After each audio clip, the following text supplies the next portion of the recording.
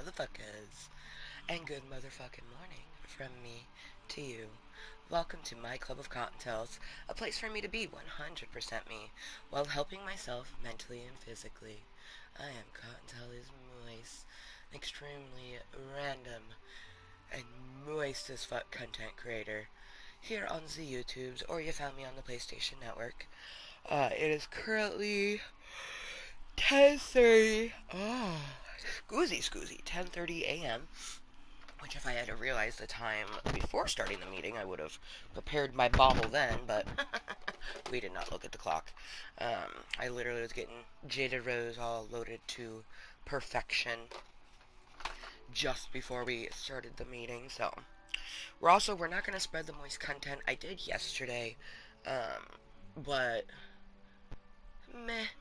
If anyone finds my content tree, it will be organically. I am in some fitness attire because I do plan on doing my stretch. My legs are unbelievably sore, so I'm definitely only gonna do bands. Part of me doesn't want to do my leg bands, but I know that it will help. My right foot is just so fucking achy. Leg bands, but I know that.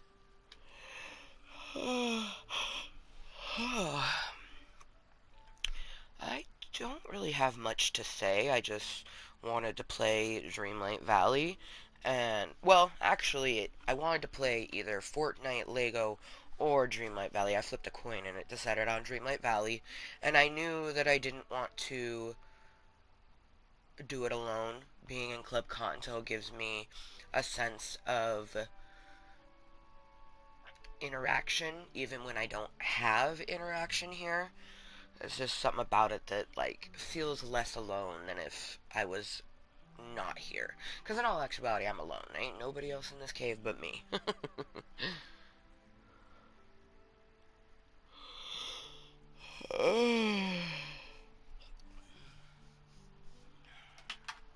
Get my disclaimers up, Club Cottontale content, and of course 420. I am a random content creator. I make my content for me, so it is definitely for individuals who are of a mature nature. 21 and up can toke marijuana legally with me, can drink alcohol legally in my state. So that's sort of the reason why we did 21 plus. Originally, I wanted to do something where I changed it every single year that my birthday happened. So it would be, I'm 37 now, so it'd be 37 and up. And that's just, because I make this content for me. I know it may feel like I make it for other people, yada yada yada, but no, like, if I made it for other people, that means that I would only make content if there was someone here to watch it slash enjoy it. I'm the only person that needs to enjoy my content. Some people take it really negatively when I say that I don't give a fuck if you watch my content or not. But that just means that I don't make it for that purpose. Like, I'm gonna be here regardless if anyone ever watches. That's, just how it is. Oh my gosh. Okay, let's get some Dreamlight love.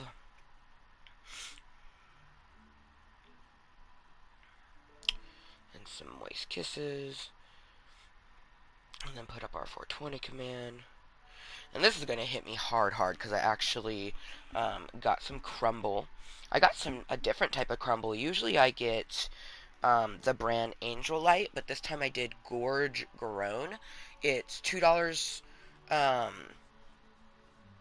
less expensive than the other, and the consistency is pretty good. It's definitely a little bit more stiff than I originally had saw, but that's okay.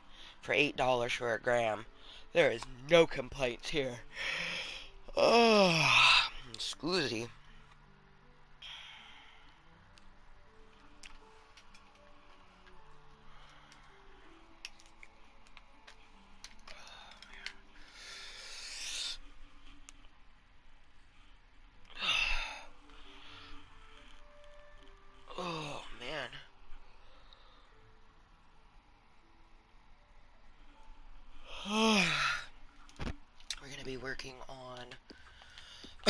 event, because we have 19 more days. For the most part, like, talking to the Queen of Arendelle and giving the Woman of the Willow her favorite gifts, those are fairly simple. The spend time with a bow-wearing friend.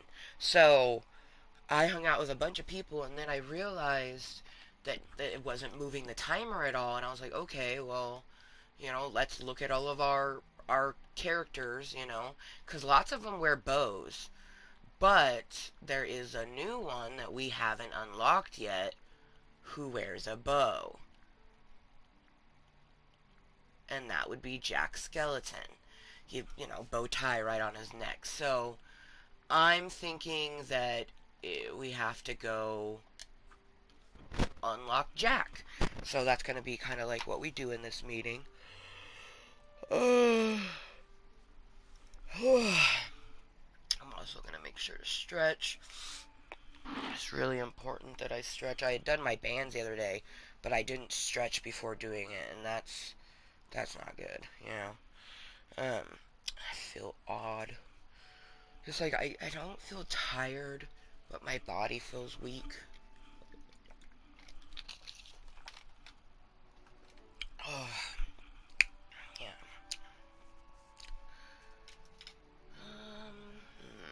Let's...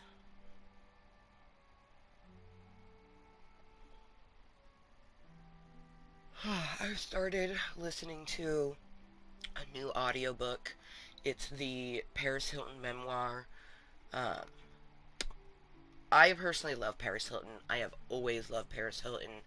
I always told people, I was like, because they were like, oh, she has such an annoying voice. I'm like, that's her pretend voice.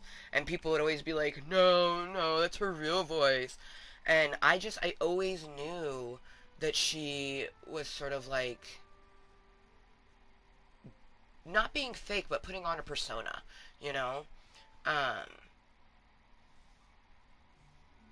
the moment that she started using her normal voice, if you will, I was just so happy because she has a beautifully raspy alto voice, and so do I.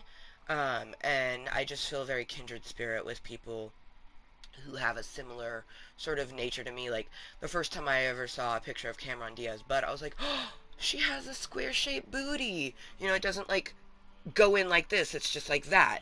And, she's known as one of the sexiest women alive, and I'm like, my butt is shaped like Cameron Diaz. I'm like, yeah. um, it's nice it's the whole thing that visibility matters, and getting to see stuff that reminds you of yourself is really important. And with Paris, I've just, she's always embraced her wafer thin body, even though people would always naysay on her, and she it always seemed like she was trying to fit in, but really she was the trend center. You know what I mean? She's the OG influencer. People would see what she's doing and start doing it. She was one of the first people to sort of like bedazzle their phone in the public eye. I'm sure there's tons of people that were doing it, before that happened, but, when you have cameras following you and things like that, you're able to influence those around you, and that's where, sort of like influencing initiated was in the early 2000s with partygoers like Paris Hilton or Lindsay Lohan, Britney Spears. I mean, they all kind of hung out together, but anyways. My long old tangent. So, I'm sure I'll pause it and, like, if I'm feeling chatty, but for the most part, I'm just gonna listen to Paris, the memoir. Birthday party in 2016. That's how timeless this garment is. I wore mine again. Hell yes, I kept it. On my last night in Marbella, Spain, when I was teaching there in 2017. Julian made me the chainmail dress to wear at my London party at the end of London Fashion Week, where I walked in his show. I was the bride, and the bride's dress was amazing. But the first time I laid eyes on that iconic chainmail birthday dress, I was so blown away. This dress is everything, I said. This dress is going to end up in a museum someday. The weight and construction are exquisitely engineered, incorporating thousands of Swarovski crystals. It moves like a liquid slinky. The neckline is cut clear down to Argentina, so double-sided tape is needed to prevent nip slip. That usually works pretty well until you work up a sweat on the dance floor. But dancing in that dress is better than a milk bath. I fell on my face when I was running to hug somebody, so I thought I should get out of those 6-inch heels. I think that's when I changed into a floaty blue mermaid dress, backless but well-built. At Go Lounge in LA, I wore a sheer pink dress studded with a trillion hand-sewn diamante beads.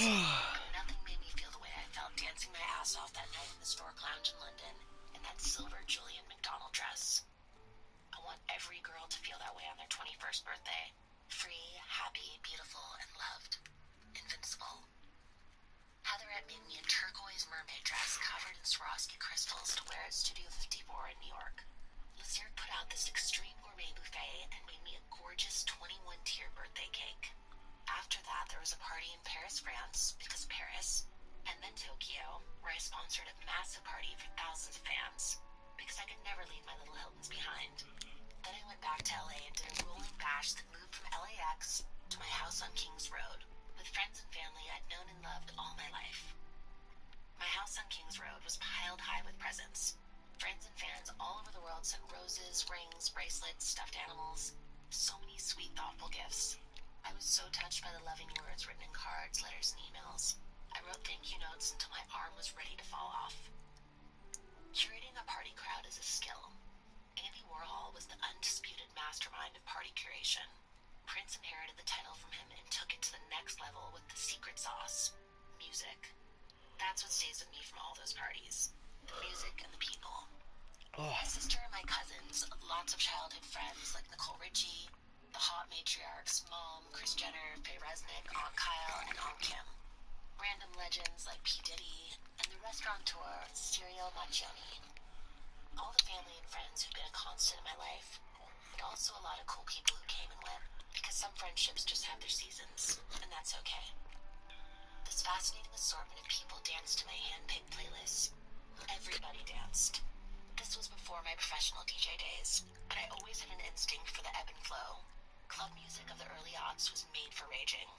Chemical Brothers, Star Guitar, Depeche Mode, Free Love, DJ Disciple, Caught Up featuring Mia Cox, Funky Green Dogs, You Got Me Burning Up.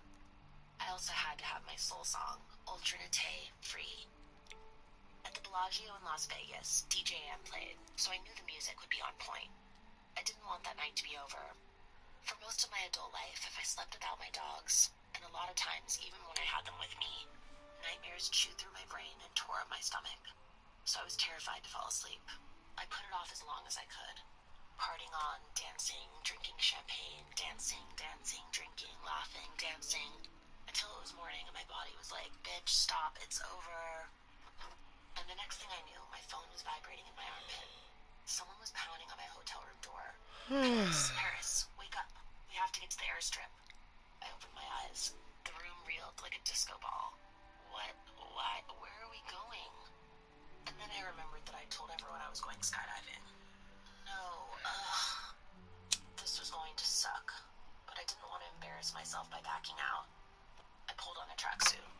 Even after I chugged a bottle of water, my mouth felt like a sandbox. The water made me feel kind of ill, like I was about to throw up. But there was nothing in my stomach, maybe a little bit. I'd been so busy dancing, I never really had a buffet. Usually champagne is good hangover insurance, but I also had some shots, martinis, or whatever people drink at their 21st birthday party. My eyeball was in supernova, my hair follicles were screaming. On the way to a tiny airstrip outside Las Vegas, I kept telling myself, don't be lame, don't be lame, don't be lame. I knew that if I vomited or cried or backed out, some of the people I was hanging out with would not keep that to themselves. Someone would be taking pictures and selling them. That's so fucked up. Trusted friends, but others I didn't know well, not trust at all. And the hangover had sapped my energy to differentiate. So I defaulted to my trust no one mode and tried to pretend I was super excited. I'm really tired, I said. I'm just gonna... Yeah. I covered my head with my jacket and trembled like a little wet dog. We got to the private airstrip in the wide, dry ring somewhere outside the city. I was so dehydrated and wrung out. I couldn't even comprehend all this information the guy was giving me. 4 sets 10,000 feet, blah, of blah. 25. Falling for the first mile, I'm gonna do going down, and I'm sitting my there leg telling myself ones. to fucking let myself into. Strap the whole apparatus on my neck. I gotta stretch my arms before we do the arm ones. Sober, and I was scared.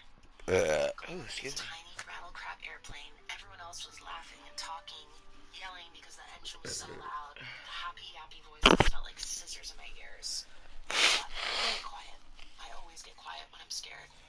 Like a little rabbit going purely on instinct, huddled in a silent ball, ready to take evasive maneuvers. It's humbling to be reminded that no matter how big your life is, you are still a speck of dust that can be swept off this earth in half a second. Yup. The goggles were tight on my face. That would leave a mark. I was positive. Ugh. I was sitting on the lap of this guy, a stranger whose body was literally strapped to my body. Our bodies spooned together, so that was weird. And my life was in the hands of this man, and the whole thing was so stupidly terrifying I wanted to hurl. Then they opened the door. A blast of freezing cold air roared in. Ow! Now above this door is the same sign you see above every door of every airplane. Red letters, all You know what? caps. This door I'm gonna flip a must coin, remain because I don't know if I should do my... There's a reason. Should we do When that our door leg opens, bands? the world ends. Your head gets sucked inside out. Your heart shrivels like a forgotten mushroom. Ow, This ow, door ow. must remain Ow. closed. Oh, it says yes. Now Okay. this door's open. Okay, I got this. I'm I could do almost this. some other people, and every time someone Oh, jumps, my everyone fudge. else scoots forward. Okay. We all scoot forward. Jump, scoot, jump, scoot. Okay. My schoolmate keeps pushing me closer to the door, yelling, "Doing great, Paris. This is gonna be awesome, Paris. Almost there, Paris. Doing great." And then we're at the door. I feel the edge under my feet. The wind is so fast and loud, it whips away the sound of my screaming like pulling a loose thread.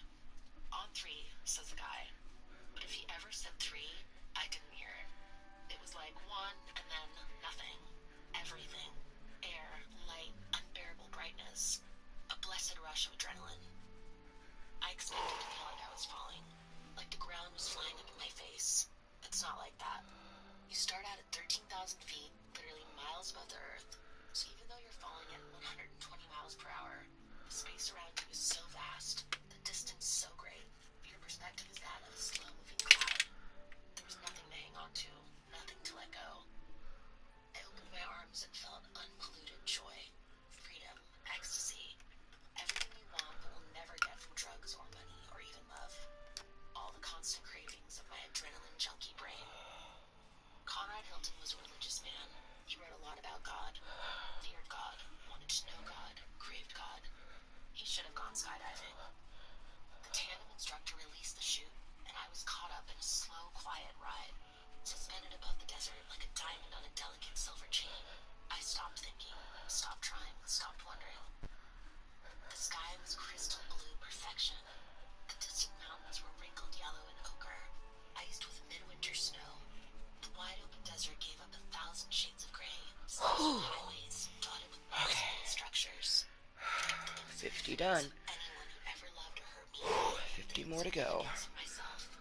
There was no audience to play for, only profound peace, a state of grace.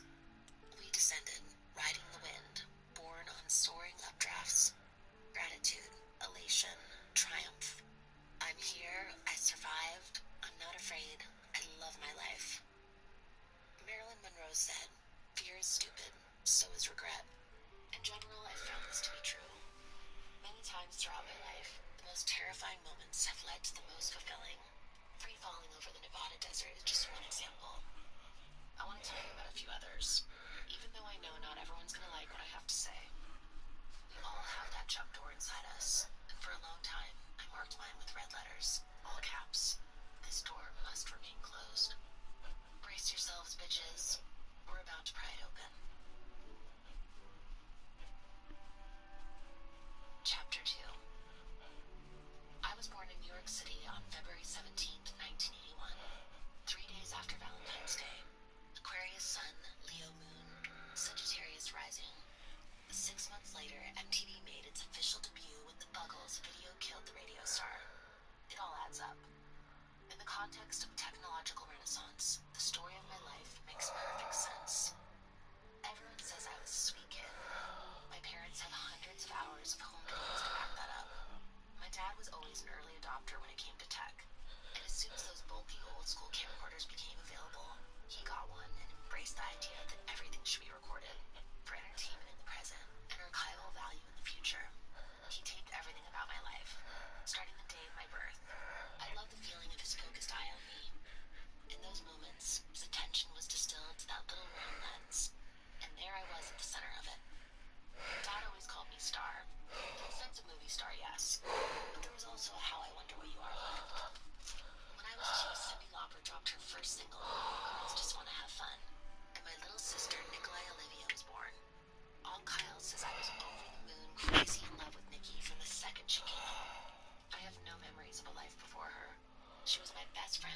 ordinary crime when we were little girls.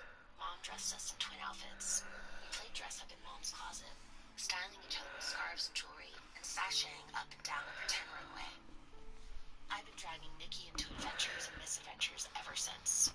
I counted on Nikki to back me up if I was doing something out of bounds, like hiding a ferret in a cage under my bed, or climbing out my upstairs bedroom window and scrambling down the trellis when I was grounded. She's been trying to pump the brakes on me since she was old enough to understand the word consequences. When she was in junior high, she turned into a little tattletale, but I believe in my heart that she truly thought she was looking out for me. From the time I was a toddler, my brain skipped and flickered with the chemical imbalance of ADHD. Sometimes it was too much. I had to get up and dance in the glow of my Disney princess nightlights. Time out or anything that required sitting still was torture for me. I'm sure I was a handful, but it was never in my nature to lie or be mean.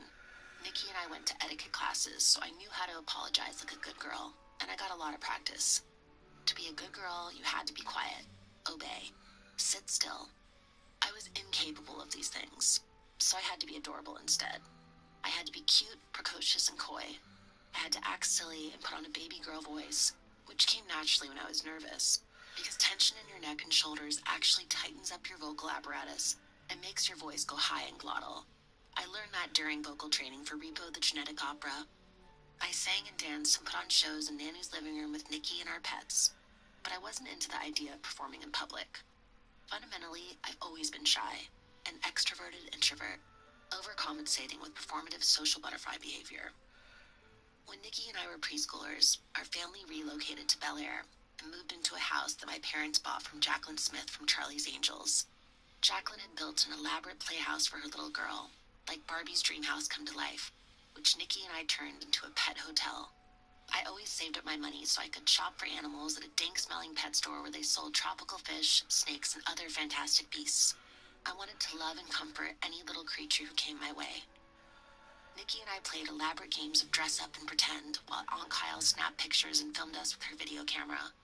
Mom is allowed only a sliver of that footage into public view. On one old home movie, there's a telling moment when my 8-year-old face is all crooked smile and smeared lipstick. My bangs are right out of Forever Your Girl, teased ragged with the appropriate hat, and I'm wearing Boy George blue eyeshadow and layers of bunchy jewel-toned clothes, typical of the late 1980s. "Hey," says Aunt Kyle, "aren't you that famous movie star?" "Yes." "What's your name?" "Paula Abdul." I run off, chasing a little black and white rabbit. "Are you gorgeous?" asks Kyle. "No." I hold up the bunny. "He is." "Make a mad face," she says. "Make a happy face. Make a plain face with no emotion." I do each of these on cue, into the game, but only briefly. The bunny was a lot more interesting to me. My dad noticed and nurtured my love for animals. He took me to pet stores to see the puppies and to the exotic cat show to see the Bengal cats. We spent a wonderful day at the San Diego Zoo where Dad booked a backstage VIP experience so I could see all the animals up close and help the zookeepers with chores. My grandparents had a ranch where I got to ride horses. Dad took me fishing and dirt biking and showed me how to handle the newborn chicks in the chicken coop. That's when I felt closest to him. He and Mom were amazingly cool about my personal petting zoo of ferrets, rabbits, gerbils, cats, dogs, birds, snakes, guinea pigs, chinchillas, even a little monkey and a baby goat that I kept next to the tennis court at Papa and Nanu's. I had a whole community of rats named after all the people from 90210. Luke, Tori, Jason, Shannon, Brian, Ian, Jenny, Tiffany, and Gabrielle. Yeah, I know what you're thinking, like rats. But domesticated rats are actually very clean, sweet-natured, and intelligent. I had a huge rat named Max who had enormous balls. One day when I was out in the yard cuddling Max, a ferret ran over to me, and poor Max screamed this bizarrely loud scream with his little rat mouth wide open, and then he bit me. I dropped him and he ran off, waddling up the driveway as fast as he could with his weirdly large balls bouncing away. I started crying, not because I was hurt, but because I thought I'd lost him. "Max! Max!" I sat down in the driveway sobbing. Max looked over his shoulder at me and came waddling back. I scooped him up in my arms and kissed him and told him I wasn't mad. He seemed deeply embarrassed about the whole incident. Rats are so sweet. I should get another rat. Note to Carter. Birthday rat. Sometimes Nikki and I got to visit Dad's office in Century City. Later, he and his partner, Jeff Hyland, moved to Cannon Drive in Beverly Hills. The energy of ringing phones and clattering fax machines made it feel like great things were happening. And Dad's secretary, Wendy White, kept it all humming without a hint of chaos. You know how Batman has that brilliant old guy with the charming accent who looks out for him and makes sure the Batcave is in good working order? For as long as I can remember, that person in my father's life has been Wendy White, an extremely proper South African lady who tolerates no nonsense from anyone. She likes to remind people of that. Wait, maybe she just likes to remind me. I'm very strict, Paris. I don't take any crap. Anyway, because she's saying it with her exotic South African accent, it really hits home. Wendy was always happy to see Nikki and me. She'd set us up with paper, pens, markers, and scissors so we could create collages or Christmas cards. I love doing any kind of art, especially forms that challenge the flat concept of coloring. I had a ton of art supplies with which I created 3D family photo displays and bedazzled picture frames. Nothing was safe from my bedazzler, a gadget you could buy off an infomercial, and used to clamp rhinestones and fake gems onto virtually anything that didn't move. Now you can get them online. Shout out to whoever invented the bedazzler. I loved creating collages, sitting on the floor in Dad's office surrounded by magazines, scissors, and glue. The endless depth and variety of the ad campaigns in Vogue and Vanity Fair gave me the same kind of buzz I got from good music. I could live in those layered images for hours. That's how my mind works best, free associating bits and pieces. We usually made a huge mess that mushroomed out of control until Wendy got stern and made us clean it up. Later on, as Nikki and I grew up, Wendy swooped in to facilitate whatever needed facilitating. She wrangled unhappy landlords, manifested plumbers and landscapers as needed, ordered unwanted house guests to leave, and provided clarity whenever one of us was overwhelmed by the task of adulting. She's pragmatic, but she believes in love. The day Carter and I were married, Wendy said, "Remember, life is a journey with all its ups and downs. Stay true to each other." Again with the accent, I will love Wendy forever, even if she someday gets the memo about retirement, meaning you don't work anymore. In 1989, I was 8 years old, and Nikki was 6. The Berlin Wall came down, The Simpsons debuted on Fox, and my adorable little brother, Baron Nicholas Hilton II, was born. We loved him intensely. He was almost as good as a puppy. Joking, love you, Baron. Mom was a 1990s power mommy, running the household and a business of her own, making sure that everyone was well-fed and properly groomed. She had a boutique on Sunset Plaza where she sold gifts, accessories, and antiques that reflected her impeccable taste. It was called The Staircase, which I love because it was her way up. Bethany Frankel, a friend of Aunt Kyle's, was our nanny at the time. I think they were both around 19 or 20. Mom was running the store, so it was Bethany's responsibility to collect Nikki and me from Lycée, the bilingual school where we studied in French and English. Nikki liked to go to Rampage, a Hot Topic / Forever 21 store in the mall. But I always begged Bethany to take us to the pet store in Westwood to visit the tropical fish, mice, and parakeets. Sometimes we'd meet up with Kyle and go ice skating or get candy from the Mobile Mart. My mom and her sisters worked as models and actresses from early childhood through their teen years. Grandma booked photo shoots and small parts from them on a ton of different television shows. Mom was the prettiest brand of pretty by 1960s standards. Half Irish, half Italian, hazel eyes, blonde hair, porcelain doll complexion. Mom was a Gerber baby and did early commercials for Barbie dolls. She had small parts in Bewitched, Nanny and the Professor, Family Affair, and the Rockford Files. When she was 18, she played a backup singer for Leather Tuscadero, played by Susie Quattro on Happy Days in an episode called Fonzie Rock Entrepreneur Part 1. She and another girl did the choreography in their ballet flats, stepping back and forth singing ooh and da da da, as Richie, Ron Howard, wailed on an alto sax and Fonzie, Henry Winkler, looked on hungrily from a booth at Arnold's Diner. Mom went to Montclair College Preparatory School in LA, where she was besties with Michael Jackson, one of the many hard-working industry kids in her class. Meanwhile, Aunt Kim and Aunt Kyle were both in Disney's Escape to Witch Mountain, and Kyle had a recurring role on Little House on the Prairie. All three sisters worked consistently through their teens. I always thought it was a positive experience, but there must have been something not so great about it, because Mom felt strongly that Nikki and I should not get into modeling or performing. We did a few mother-daughter fashion shows for charity, but nothing professional, just for fun. My dream was to become a veterinarian when I grew up, and my parents encouraged that. Nikki and I weren't allowed to wear makeup or revealing clothes. Our mom was strict about that, which was fine with me. I wanted to be comfy. Shorts, tees, tracksuits, always ready for action. Our mom valued modesty and grace. We didn't talk about things she considered private or gross or unseemly. I still have trouble with that myself. When Carter suggested swimming with sperm whales as a honeymoon activity, I was like, no, I can't be associated with the word sperm. Okay, he said amiably. Humpback whales then. Honey, hump. He laughed. He thought I was joking. He doesn't get why I'm so hypersensitive. I don't fully get it myself, but it is what it is. Right? As a preteen, I was It is what it is. completely without fear, which is probably the most Hypersensitive women unite. I'm extremely hypersensitive. Like, Sometimes I could bat my eyes and baby talk dad into things that mom had already said no to, but most of the time they were a united front.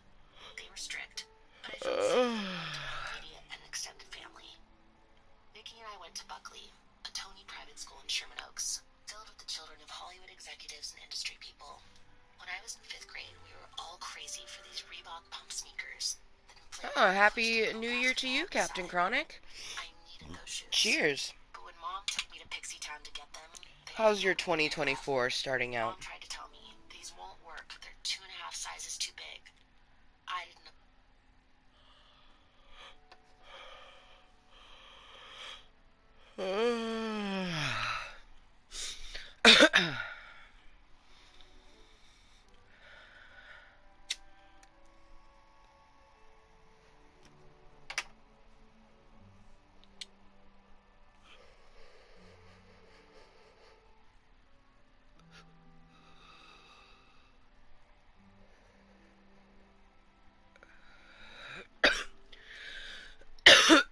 Nice, some paid time off. Hell yeah. Oh man, laundry. Don't isn't there always laundry to fold? I legitimately have a basket full of towels, a pile of my clean clothes in my closet, and Rainbow's pile of clean clothes on her bed in her bedroom. So I have three separate piles of clean laundry that could be folded and put away. But I'm not doing it. I will at some point. Um, my year's starting off pretty good. A little achy as usual. My life is full of fucking pain, but like I was feeling good and I left my cave before having medicine to go do some errands. Wrong choice, just as an FYI reminder to myself. Always medicate before leaving the cave. I freaking got out and started walking and my hip just I had to stop so many times and the weird torn shit in my right foot is acting up, so I'm just in like a bit of extra pain, but this is my first kid-free me time of the new year. Rainbow is at school right now, but then she'll be going to her dad's. So I have all of today, tomorrow, and Saturday to myself. But yeah, this is laundry from like a week ago. Oof! Well, I'm glad that you're no longer got a high fever. Damn. I would have thought I was a fighter trying to make weight. That's funny. Oh man, that's wild. Um, I had lost some weight like that because I had a tooth pulled, and when you have a tooth pulled, you can only eat certain things. So for like 3 or 4 days, like it was pretty much just oatmeal was all I was could eat, and I lost weight during that. But then I had some McDonald's, my last huzzah of 2023 because I was craving it, and we had the ability to get it. I kind of wish I hadn't gotten it. It tasted good, but like it just made my body feel so lethargic, and literally gained back the 10 pounds that we lost. um, but really, like weight is so subsequential because like for me I've lost a shit ton of inches since September of last year, but my weight has stayed the same. So sometimes it's basically I've been doing what apparently is like one of the most difficult things to do, which is turn fat into um lean weight, which is muscle. And I'm just like I'm out here doing it, and it's like I truly believe like it's the bands. Like we just finished doing my bands. Anyone that was here beforehand saw me doing my shoulder presses. Before that, I did my fucking legs, which it's so weird seeing this muscle that's like on top of my knee that I like didn't even know was possible to work. And but here we go. Yeah, oh, damn, man. That sounds fucking horrid. I am so glad that you're feeling much better. Man. Yeah, no, my whole household, we, Rainbow got the croup, which is essentially, like laryngitis in an adult. Um, but that's like the first time she's ever had anything like that. Oh, you got the flu. Oh my god. Damn. Hitting you with that flu season. Oh man. Yeah, no, I feel great. Oh, like,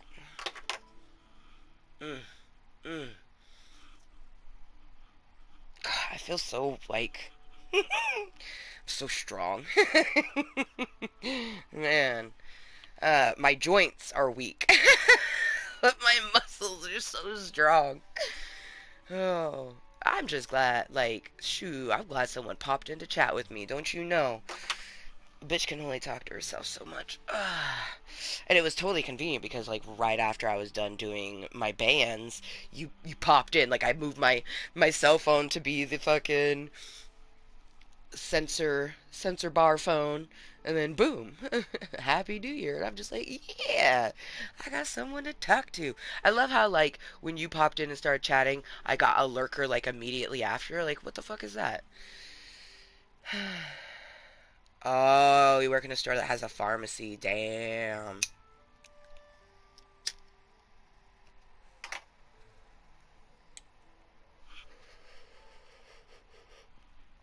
Yeah, the only germs I'm exposed to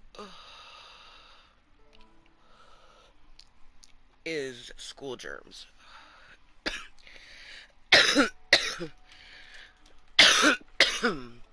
The tiny, the tiny humans.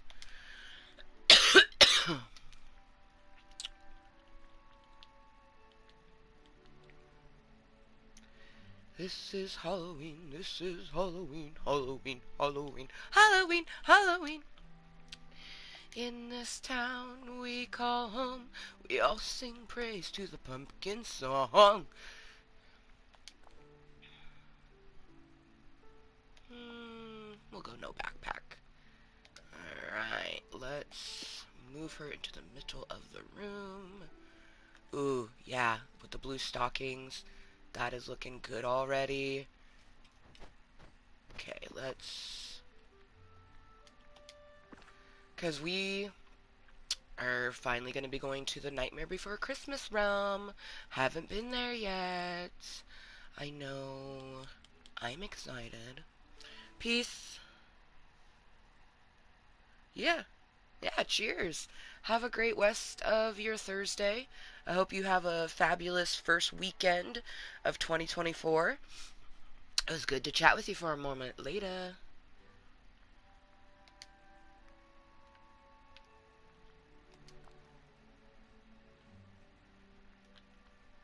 In this town we call home, we all sing praise to the pumpkin song. I feel like some knee highs would actually be really good. And let's see if we have... Yeah, we have blue. Blue knee highs.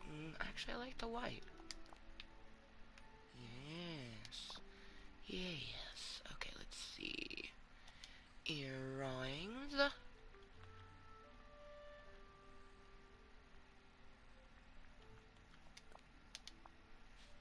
Actually, we're gonna go no earrings. Very rarely do I go no jewelry whatsoever. Ooh, what the fuck is that? Oh, fancy brawn bracelet looking super cute in the picture. Ooh! They updated this! Bitch! Ooh, that's so fucking sexy. Oh my god. Ah. How you doing? Alright. Let's put on... I have blue fingerless gloves. Ooh, actually, you know what? I think the gray would be better.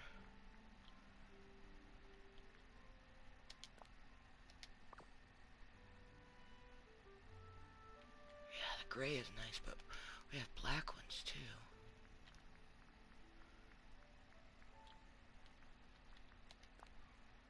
Mm. Yeah, gray is definitely better than the black, I think. In this particular moment, gray gloves. Let's go down to her hair, and we'll put it on this one. Or actually,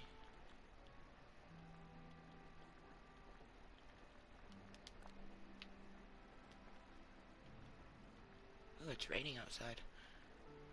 In the game. Actually, it might be raining in real life outside. Ooh, yeah, we'll go with that one. Okay. Let's go no color, and then go down to... That's good.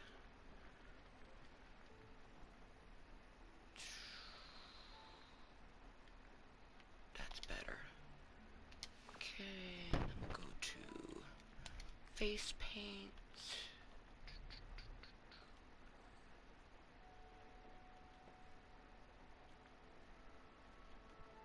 I could have swore. Interesting. There was like this stitchy one, and I could have swore we got it, but apparently we didn't. Interesting. Well, I'm a little disappointed. Because I could have swore I got... Watch, I got it probably on my Switch and not the fucking PlayStation. Yeah, damn it. That's okay, though.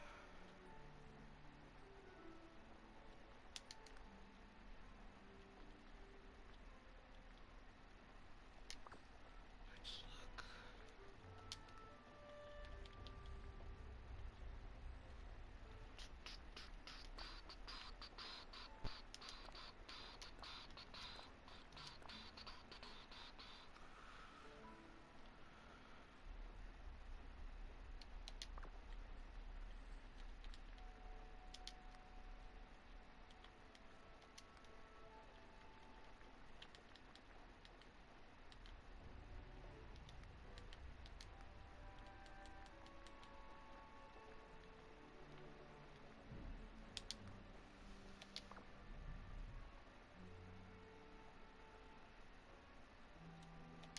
Yes. I like it. Save.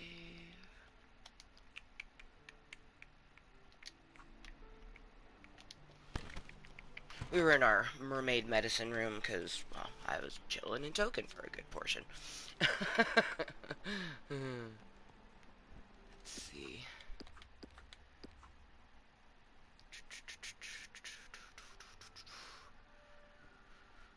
Woman of the Willow. Let's see what you want. 2 more gifts for you, Mother Gothel. Okay, there she is. Zucchini and... Actually... I'll get her the zucchini and the flowers, I think. Mother knows best. Mother knows best. Listen to your mumsy. Listen to me, you'll go far. Spare the drama, stay with mama. Mother knows best. I like... I like love and hate that song. Like I don't it's so fucking catchy and like I could sing it. I would make such a beautiful Mother Gothel, but like I'm nothing like her.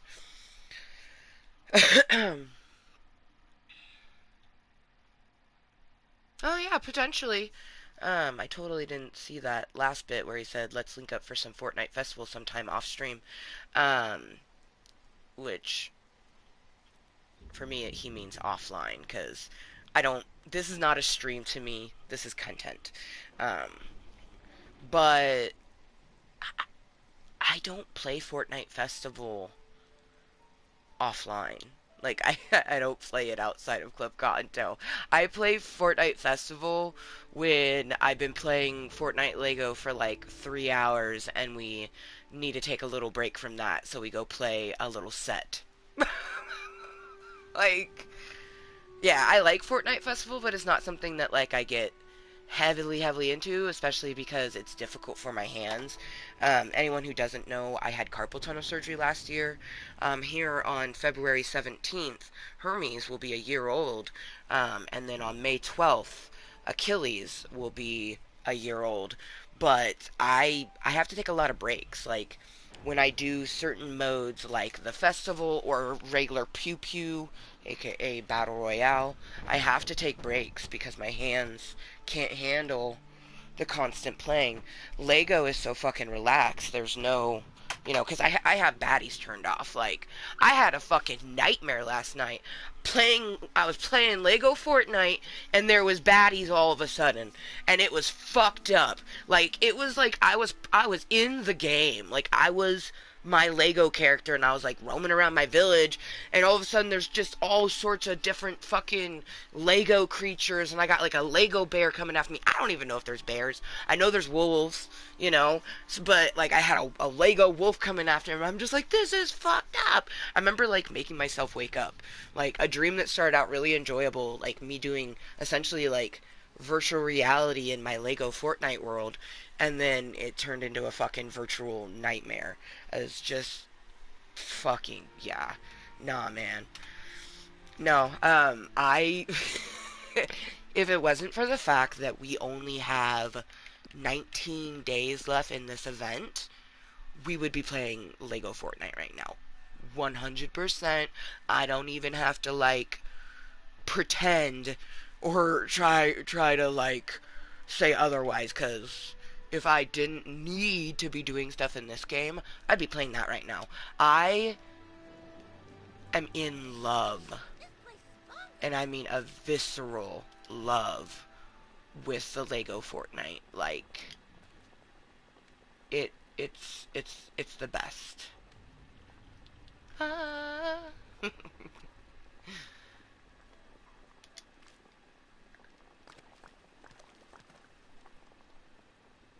I need to plant some onions.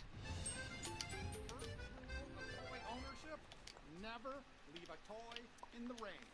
Never leave a toy in the rain. Aye aye, Capitan. Okay, listen. Don't take on too much. Okay. Onion, onion, onion. I wanna buy some. Ooh, it's Princely Tote time. Cheers, cheers, cheers, cheers, cheers, cheers. Damn it! Now it's 1, 2, 3. Actually, it's 1, 1, 2, 3.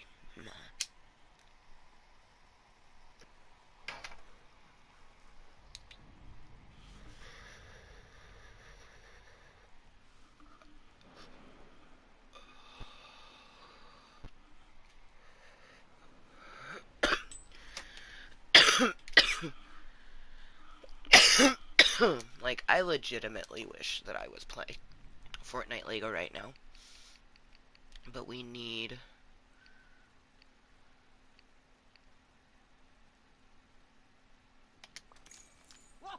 to do this one. Because after I complete all of the ones on here, I still have my Switch one to do. Oh, sweet. Not me having to not dig holes from my plot because there was already previously some bell peppers that I grew right here. And it might be... No, I have to add a few more because... 6, 12... Oh no, it should... Oh, no, yeah. I gotta add 3 more.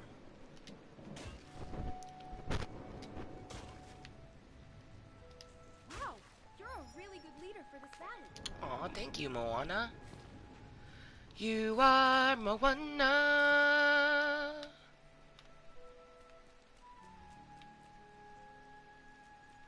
You know what I should be doing is watermarking pictures and uploading it to my feet finder.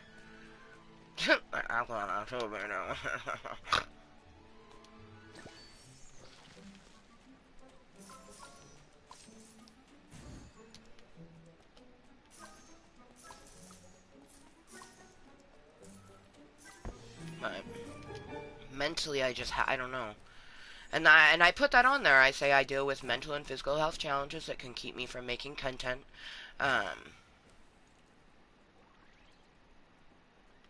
The one Toho I have, they appreciate what I do. So I truly believe that I have found a lifetime subscriber, a lifetime Toho, um, in Farmin' Boy. Like I truly believe that from November to forever, they're gonna be subscribed to my contentery.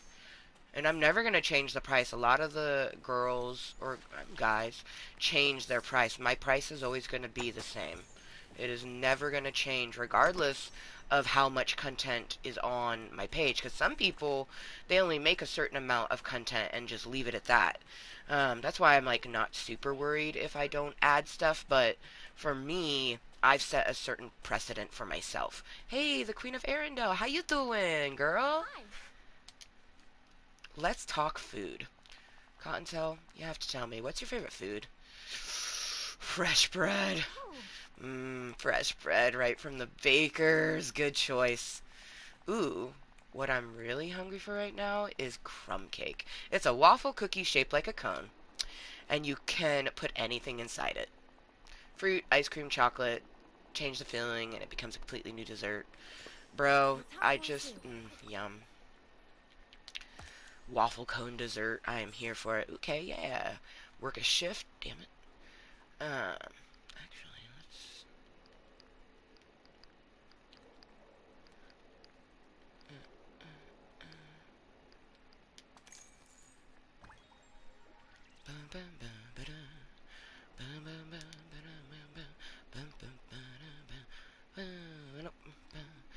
Oh, yeah.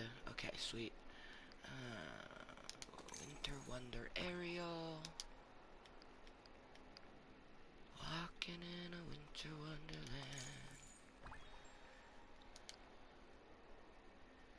In the meadow we can build a snowman and pretend that he is Parson Brown. He'll say, are you married? I'll say, no, man. But you can do the job when you're in town. This song is so fucked up. Every lyric worse than before. The tune is really good, just not the lyrics. Walking through a winter wonderland.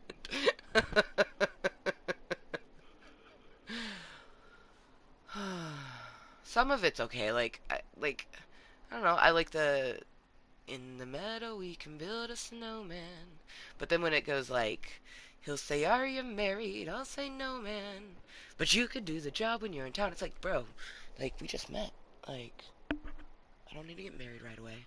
But, I mean, back in the day, people did because it was like life expectancy was a lot shorter. And, a lot of people just brought up believing that, being married and a spouse is like the ultimate that you can do. Um, it's no longer that way. And I was never taught that. But I've always just liked the thought of being married. And I do plan on, like, even if I'm not married again, I'll be with someone who will want to do a, binding commitment ceremony. Like, we might not do the whole legality of it, but in all intents and purposes, we will be married, That's the type of commitment that I look for. I'm not dating to get my clit licked. I'm dating to find my prince, my person that I will be with, hopefully for a good portion of my life, if not the rest of it. So, everyone has a different purpose for dating, and I think it's really disappointing that if it's different from their own, people like to naysay on it, and people like to try to say that, like, oh, because you feel this way, you're trying to make me do it. And I was like, no, like, I'm like, if anything, like, I'm gonna live vicariously through you and your fucking sexy nature. Like, you do you, boo. Like, why the fuck am I gonna care? It's just because they care, you know?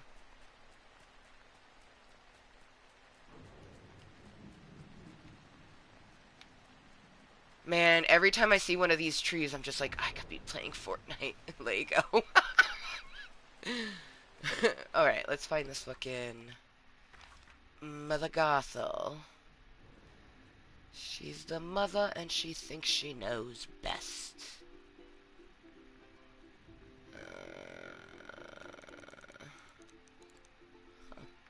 She is actually in her home.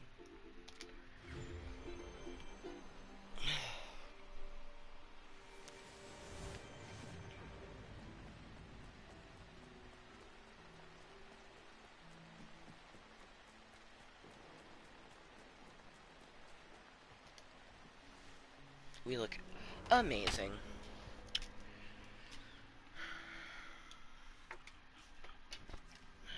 Alright. Fuck. I did not grab everything. I forgot to grab her fucking flowers. Son of a bitch. But I made this.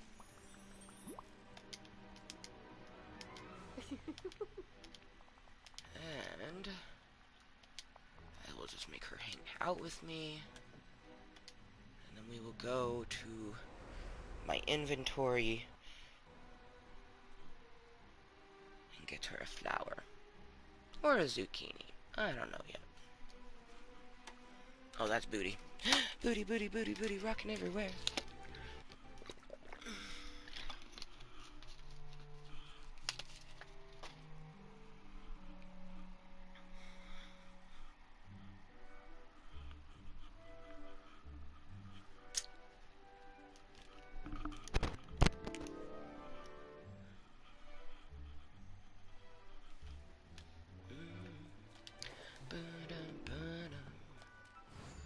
Come on, mother.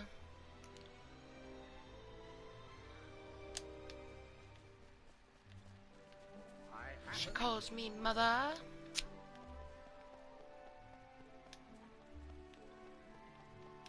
Let's see. How many zucchinis do I have?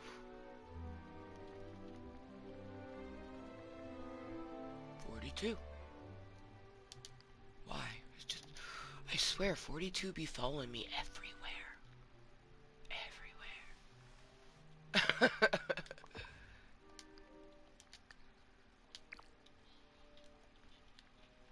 So wild. Whoa.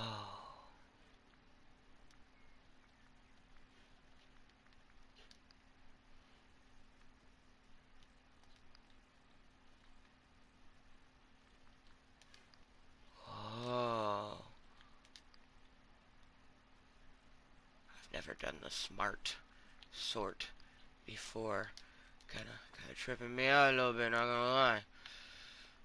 And also, I had it separated by colors. So I wanna put that back.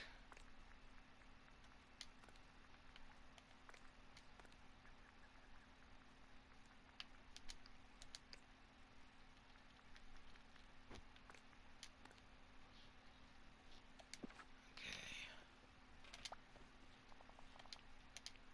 What brings you to Mother today? I have the zucchini for you.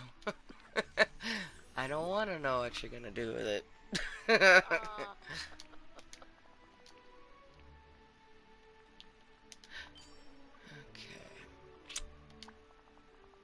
We do not need to hang out with you anymore. Bye. Okay.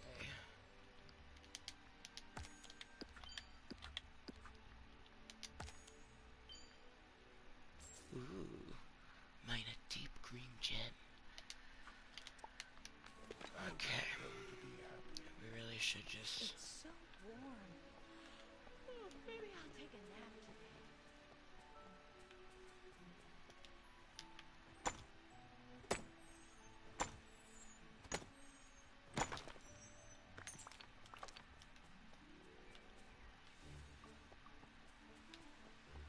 Alright, let's get Jaded Rose reloaded and get into the castle.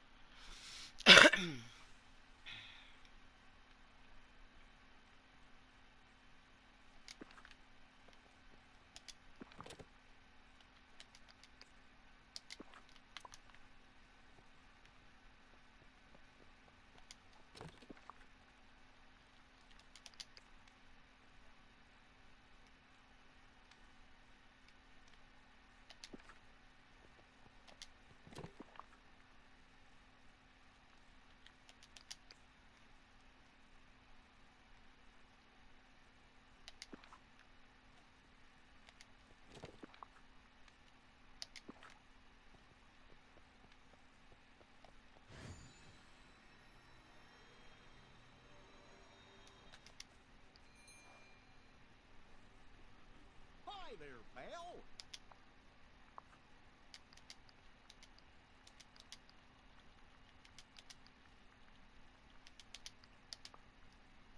Damn it!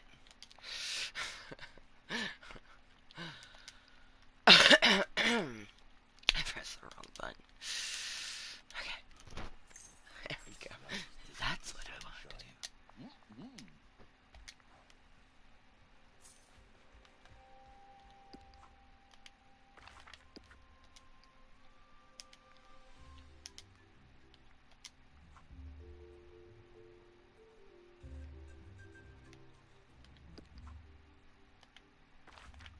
Usually takes me to the...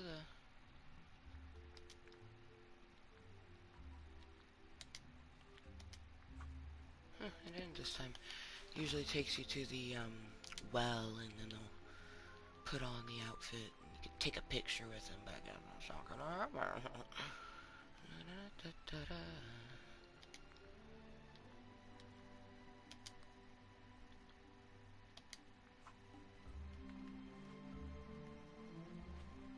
Does it just, like, is it glitching?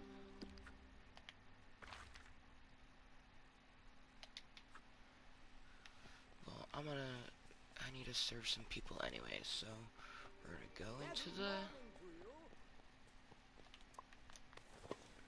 Damn it. My squirrel brain. I get so distracted so easily. Okay.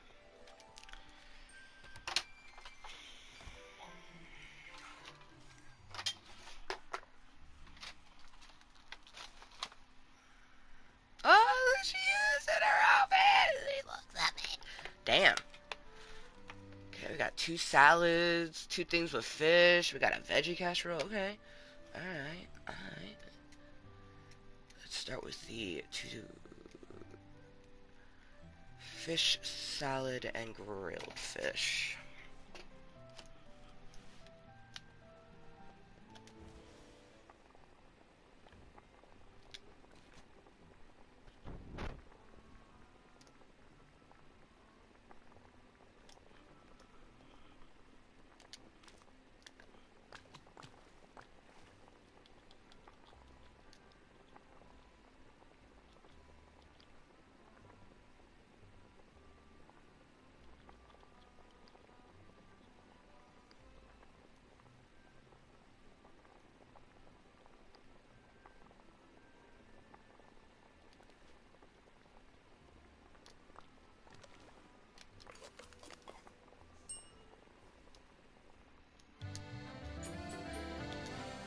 gas. Let's get fish salad.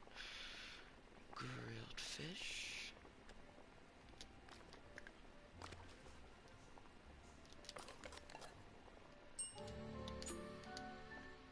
Mediterranean salad.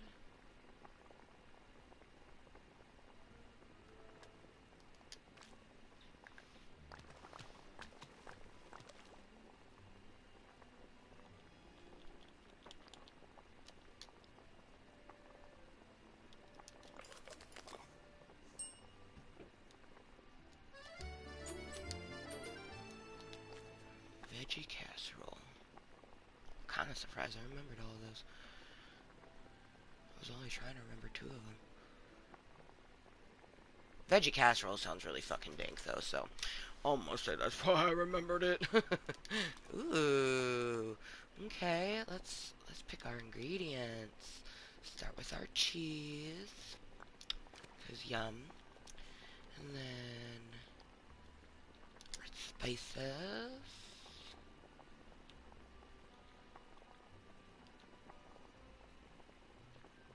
Some basil. And then put some mushrooms in that veggie casserole. And some potatoes. God damn.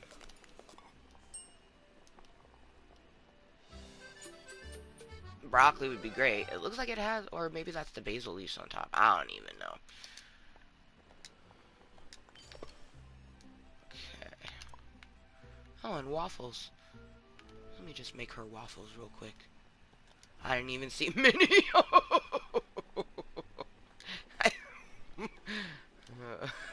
Whoops.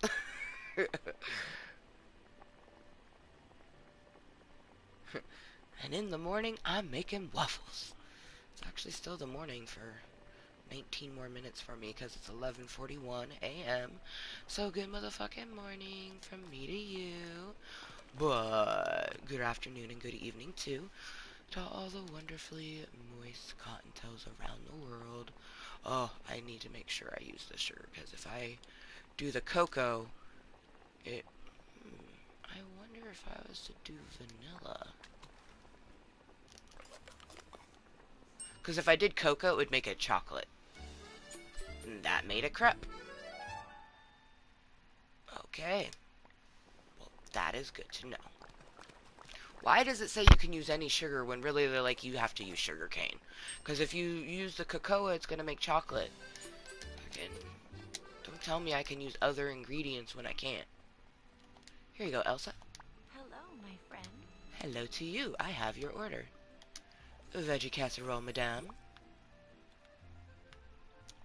Ah, goodbye. Monsieur, Hello.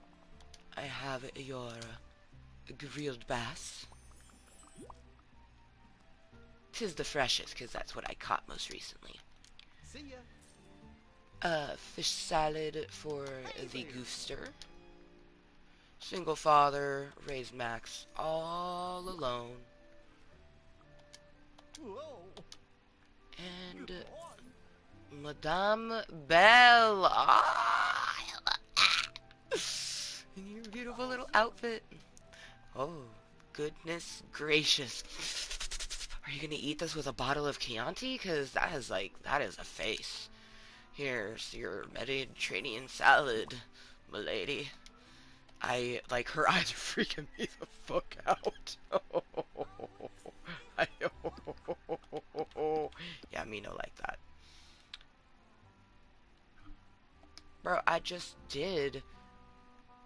Oh, I was like, I just did 5. I forgot to get Minnie her waffles. You came by.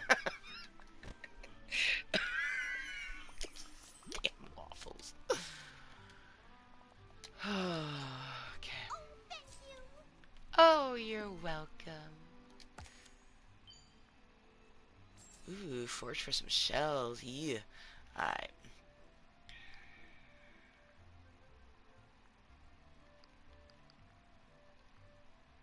God, it's so beautiful.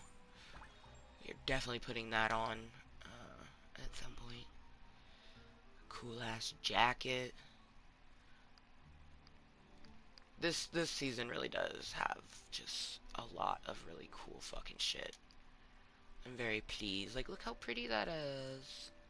Could be a little cute little fawn.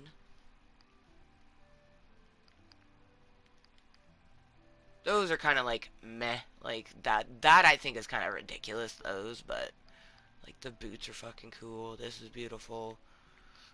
That's fucking gorgeous. I love all the fucking decor.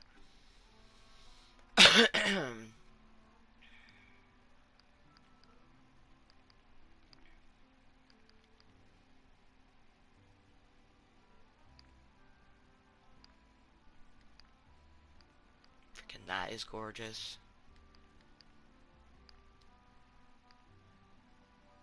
Ooh.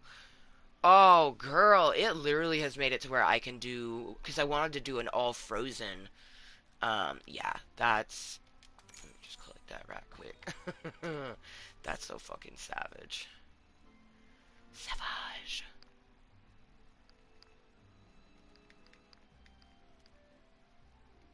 Wintry birchiness got me wanting, fucking thinking about Lego again.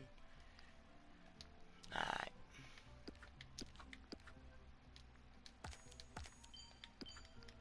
Save after all of that.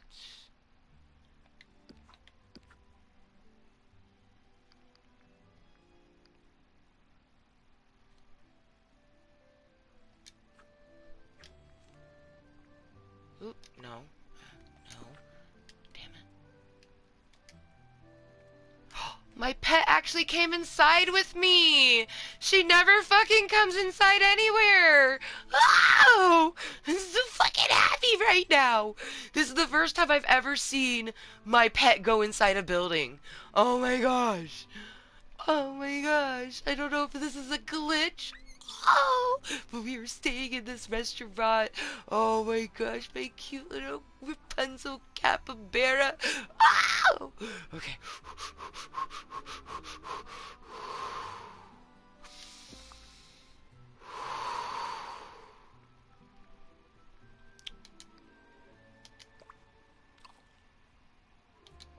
Delicioso. Oh my gosh, my little capybara. Makes me wonder. See, and it puts her by it, but it doesn't let me go to it because you cannot access your pet. This has got to be a glitch.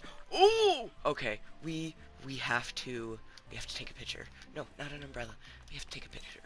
We're bearing the pants, grab dish, and then we gonna go like this, and then we gonna go like this. Like, oh my gosh, the side eye that my capybara is giving me. It's so fantastic. Like, yeah, what of it? I'm a pet. Look at her shaking her fucking head at me. She's so disappointed. She's like, oh my god, this is my owner. Please don't look at me.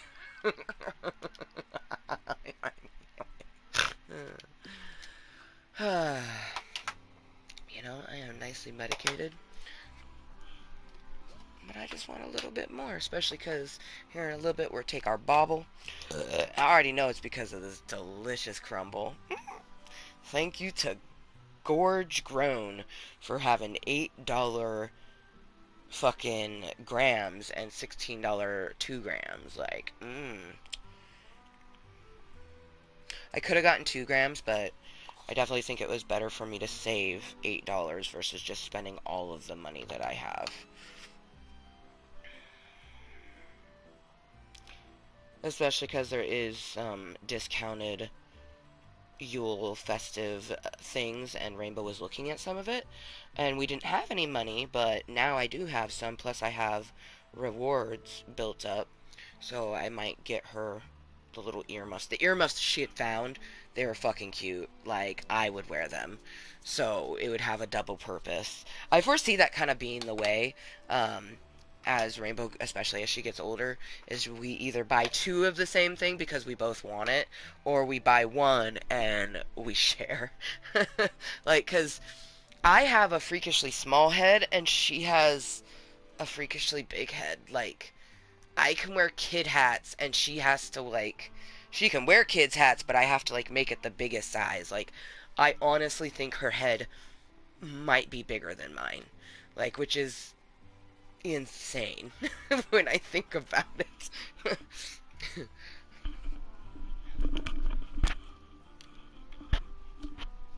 Oh, man. I'm seriously just thinking about Fortnite Lego.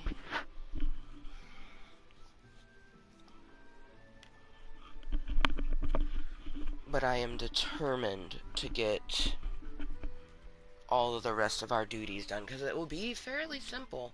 Because I'm pretty sure we got to go get Jack, and that will be us hanging out with a bow wearing friend for 30 minutes.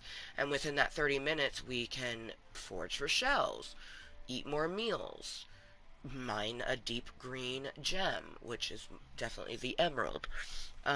Go mining for anything shiny. You know, hope maybe it will be that we'll find 2 shiny emeralds, and then boom, 20 right there.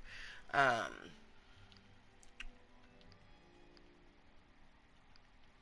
Being that we don't even have 10, we might have 5, but let's just say that we don't have any, so we could kind of like add all of what is left, and it would tell us how many more sort of like duties we have, you know?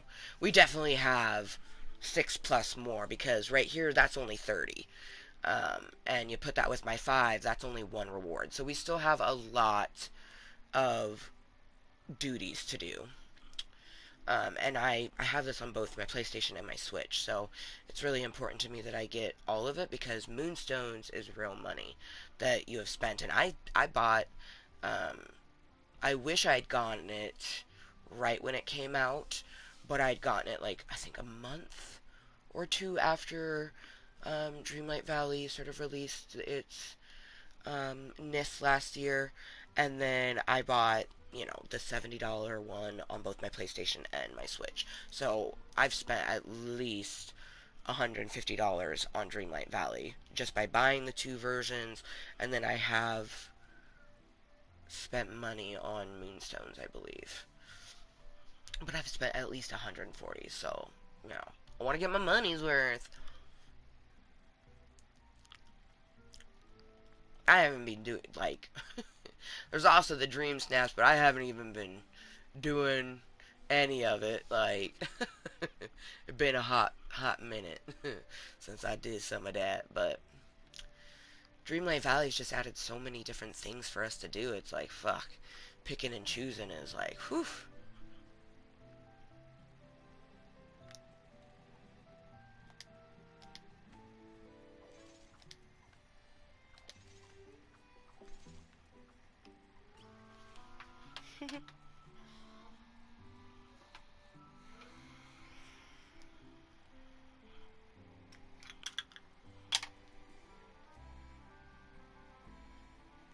Disable my alarm that's gonna go off in 7 minutes.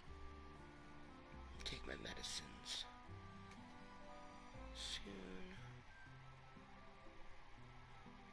Since I don't have anybody here, I paused my audiobook when Captain Chronic dropped in. Those shoes. But when Mom took me to Pixie Town to get them, they only had 1 pair left. Mom tried to tell me, these won't work, they're 2.5 sizes too big. I did not care. They were so cool. I piled on a few extra socks, pumped them as much as they would pump, and wore them to school the next day thinking I was killing it. Right away, some girl was like, "Oh my god, Paris, you look like Ronald McDonald." And then everybody piled on laughing at me as I ran for the bathroom wanting to die. I pulled myself together and threw the shoes into someone's locker on my way to the payphone to call my mom. "I hate you. Why did you buy me these shoes? Everyone is so mean." Mom calmed me down and brought me a pair of shoes that fit, but I had a hard time coming back from that. Once you're on that end of the bully dynamic, the school can get pretty torturous. My grades started to slide. When I was in 6th grade, everyone was in love with Edward Furlong, the kid in Terminator 2. He was all over Tiger Beat and People and started a whole hair trend. Buckley was K through 12, so when the 10th grade boys with Furlong side bangs invited me to sneak off campus and go to McDonald's at lunchtime, I was like, sure. And obviously I couldn't walk around town in a dorky knee-length skirt. So I rolled it up and styled it short and got in trouble for that. I wasn't doing anything with these boys. I just liked the attention. I ended up dating Eddie for long when I was 18. He was an animal rights advocate, so we had that in common. Wow. A few years later, I heard he was arrested for freeing the lobsters from a grocery store lobster tank, which sounds so epic. Run, little lobsters, run. I wish he'd thought of that when we were together. At the end of the school year, the principal told my parents that I was not welcome back for 7th grade, which sucked because it meant leaving my middle school bestie, Nicole Ritchie. Nicole was in my class at Buckley, and her family lived close by. Thank God, so we still had each other. Together we aspired to be the kind of cool girls like Bethany and Kyle were. We were eager to bring that energy to the early boy-girl parties and simultaneously experience our first kisses with different boys during the same game of spin the bottle. I transferred to a K-8 Catholic school in Los Angeles. John Paul II was pope at the time, and only half the nuns were wearing the old school Sound of Music habits. But they were all as mean as ever. I'd start a math test feeling like I got this, but after a few minutes, I couldn't keep still. The numbers jumped around every time someone coughed. There was a bird outside the window. My sleeves felt uneven. Sister Godzilla had a mole on her chin. Paris, sit still. It was like that mole was yelling at me, which made me giggle. And then Sister was walking toward me saying she was going to call Mom, and Mom was getting so tired of being called, and getting notes and meeting with the principal. My grades hadn't hit rock bottom yet, but my parents knew I could do better. You're one of the smartest kids I know, Dad kept telling me. You just need to apply yourself, have some self-discipline. Cheerleading was a lifesaver. I wore myself out learning the drill team choreography, the perfect balance of physical and mental workout. After sitting in school for several hours, it was such a relief to jump around, flailing and yelling, getting positive attention for the first time all day. I was feeling myself in the cheerleading arena, one of the cool girls. I kept a diary in which I recorded all the middle school cheerleader drama and page upon page of ideas for inventions, thoughts about life, poems, dreams, doodles, tirades against anyone who hurt my feelings, odes to whatever boy I was crushing on, and lavishly illustrated stream of consciousness stories about wild horses, unicorns, and animal kingdoms. At some point I heard Nikki say that's hot, and it resonated with me. I wrote it in my diary and doodled flowers and fireworks around it. It's such a great statement, isn't it? Positive, unpretentious. The word hot is evocative. There's energy in it. Hot pink, hot shit, red hot chili peppers. And if you say it to the next person you meet, I guarantee you'll see them smile. I mean, don't be creepy about it. But who doesn't love a little positive affirmation? If you see something you appreciate, shout it out. Toss a spark of positivity into the world. It's like, I see you, but hotter. Suddenly there seemed to be a lot of things in my world that deserve this little accolade, and I recorded them faithfully in my diary. Mom got me markers with glitter in them. That's hot. We learned how to diagram sentences. That's hot. Nicole is sleeping over the whole weekend. That's hot. It caught on. Pretty soon all the kids in my class were saying that's hot. Like I made fetch happen. Mean Girls reference. That's hot. My dad traveled a lot for business, and my parents don't sleep apart. To this day, if he goes, she goes. So we traveled a lot as a family. Or Mom would travel with Dad while Aunt Kyle looked after us, which was great because Kyle always encouraged Nikki and me to invite friends over. There were lots of sleepovers with Nicole, my middle school bestie. We thought we were edgy as hell because we knew all the words to Sir Mix-a-Lot's Baby Got Back. Mom, Kim, and Kyle presented a fabulous model for sisterhood dynamics. Mom tells me now that their mother was super strict when she was a kid. But Grandma apparently chilled out somewhat after she divorced my mom's dad and married her second husband. Kim came along 5 years later, and Kyle was born 5 years after that. Grandma divorced that guy and got married and divorced twice more after that. So those girls went through a lot when they were growing up. But they came out of it with beauty, business sense, impeccable style, and a natural joie de vivre I've always admired. They supported, defended, and loved each other unconditionally, but they could depend on each other to tell the unvarnished truth. If one of them had broccoli in her teeth, the other two would tell her. Their lively conversations were always full of laughter and confidences. Mom loves cracking people up. One night I passed by Mom's room, and I heard Mom talking in an exaggerated little baby voice. Kim and Kyle were laughing so hard they were practically crying. I don't remember the exact lines, but I heard something like, Nicole says I should just go up to him and tell him I think he's hot. Kim says I should tell one of his friends that I like him and see what happens. It took a minute to sink in.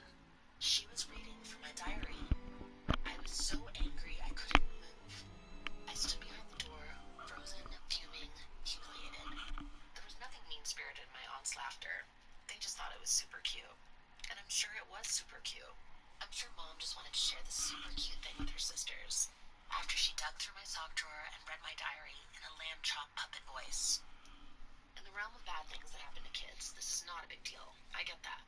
I'm just mentioning it because the moment stayed with me for a long time. Like when a glass slips from your hand and breaks in the sink. In the big picture, it's not a big deal. But in that moment, you know the fragile nature of things, and it makes you feel weirdly fragile yourself. I don't know what happened to my diary. I wish I still had it. I suppose if I saw it, I would laugh too. But I would also recognize that it was a thing of beauty.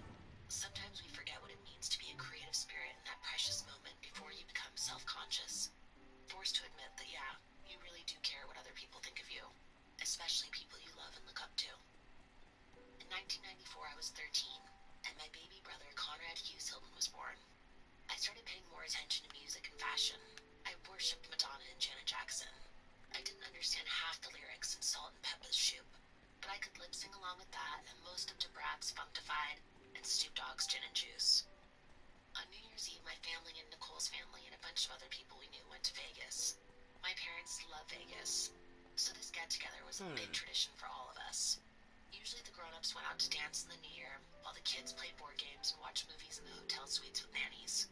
But that year, Nicole and I begged for our own room. We lobbied hard, pointing out how insulting it was to be babysat at our advanced age. We're teenagers. We're old enough to babysit each other. We finally convinced our parents that if they would let us stay in our own hotel room, we'd watch Dick Clark's there New Year's was Walk a and put realm. ourselves to bed Okay, right after maybe I'm midnight. gonna have to Obviously, that didn't happen. Google. By 9 o'clock, we were bored. Oh, I'm gonna talking be on the pissed phone if to two it's bubbly not boys who were a little available older than us. to Happy me. coincidence? They were in Vegas with their families too. The boys came over to our hotel room and suggested we all take a walk. Nicole and I had been forbidden to leave that room, but we wanted to be cool, so we said we could only walk around the hotel for a little while. But then it seemed like we should avoid any chance of running into our parents. So clearly, the practical choice was to walk down the strip with the boys. That was a lot of fun. We weren't trying to drink or smoke or anything like that. We just wanted to be out there where the action was. Music poured out of every door. Happy, beautiful people celebrated in flashy clothes and party hats. At midnight, the street was full of light, cheering crowds and honking car horns. We made out with the boys, nothing beyond first base, and then they went off to do their own thing. Nicole and I continued walking on our own. Walked and walked, taking it all in, window shopping, laughing and chatting. People poured out of the casinos and hotel bars. So many people heading for after parties. It was super crowded and a little scary. Nicole and I kept going, arm's length so we wouldn't get separated.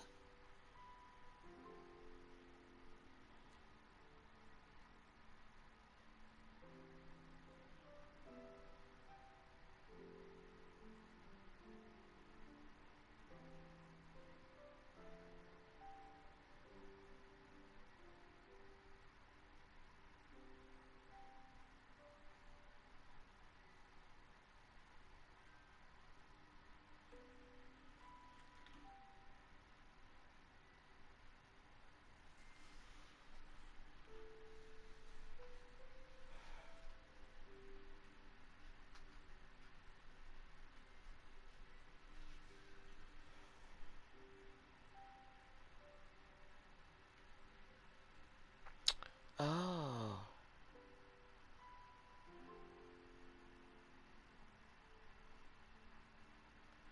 So it has something to do with these little dolls.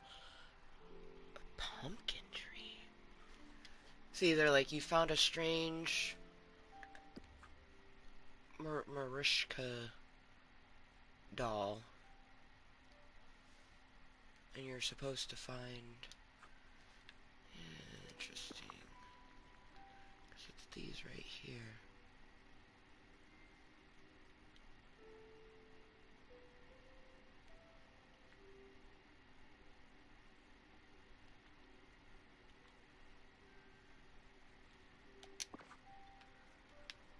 But where is the pumpkin tree? Man. Oh! Wait a minute. The giant pumpkin in the fucking... Let's go. Let's go investigate. Not me fucking thinking it was in the castle. Oopsies! Alright.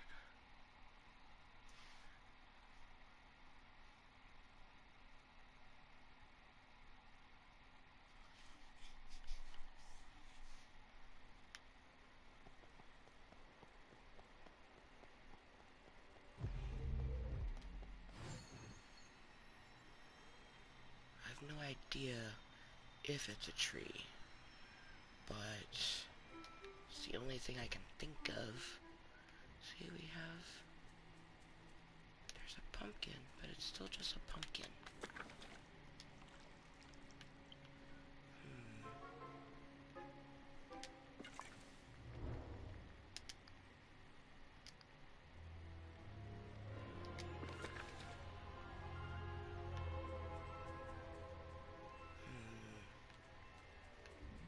Am I gonna have to Google where a pumpkin tree is?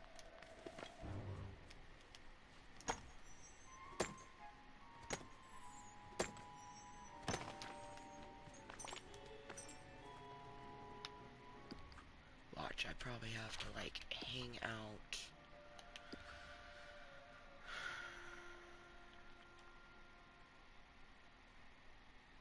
Because I feel like, because it's Fairy Godmother's pumpkin.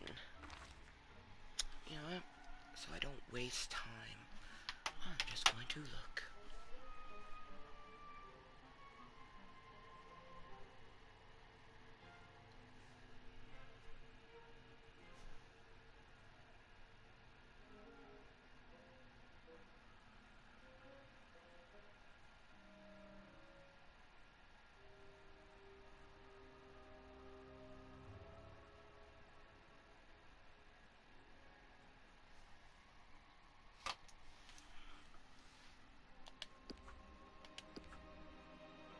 Yeah, it says he's unlocked in this. But I have the dolls, but where are we supposed to put them?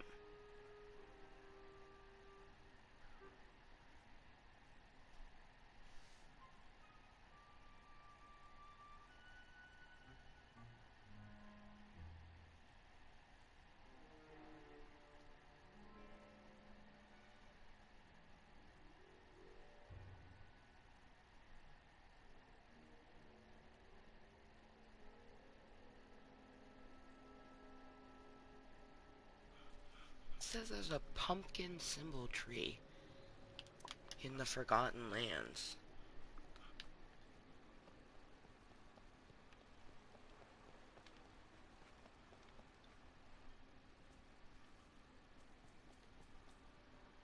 Oh shit. Well, that wasn't there before.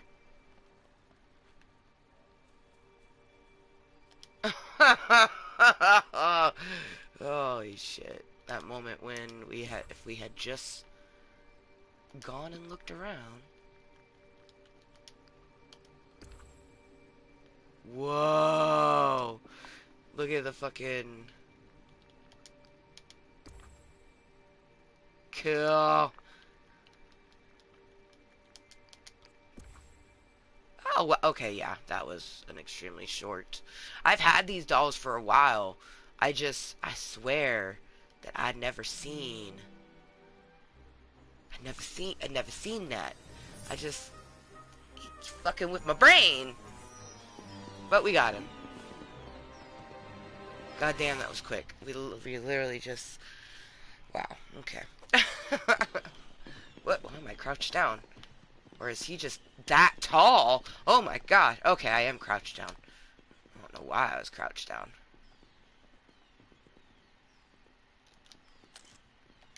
Okay, cool. Quick! There's work Damn, to do. he is tall.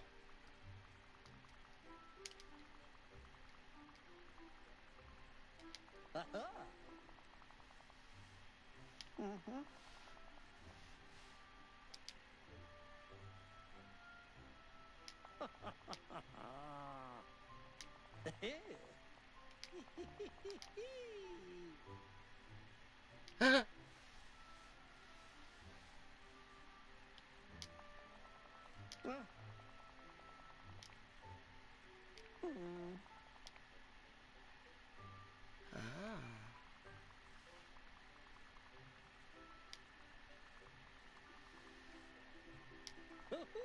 Marvelous. Mm.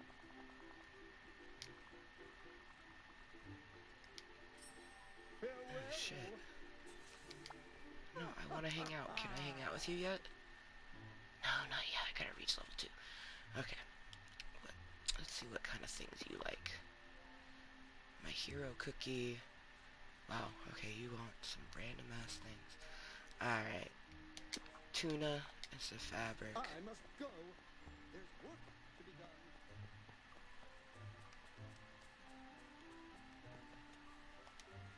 Make some fabric right quick.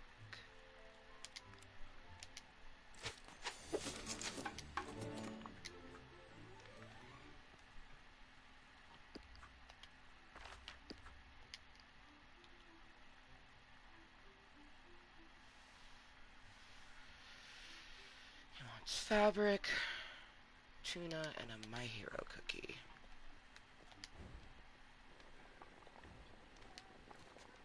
Not me thinking there would be a whole little world. Man, I'm a little disappointed that there's not a whole Jack Skeleton world, but whatever. He was very quick to get though. I swear, I've gone through the Forgotten Lands many a times, and I don't think that I mean, I must have not seen it. Like, I'm a bit flabbergasted by that, but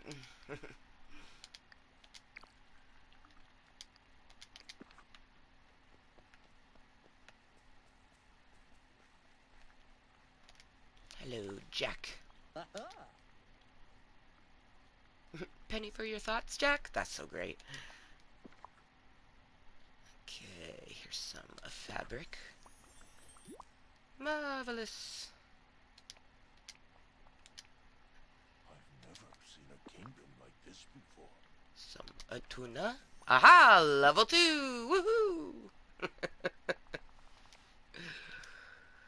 now, I can hang out with you. At least I should be able to. Mining companion. Yes. Hello, Jack. Let's hang out. Alright. Now, I'm pretty sure, not 100%, but I feel like spend time with a bow-wearing friend. I believe it's him, so we're just gonna go mining now.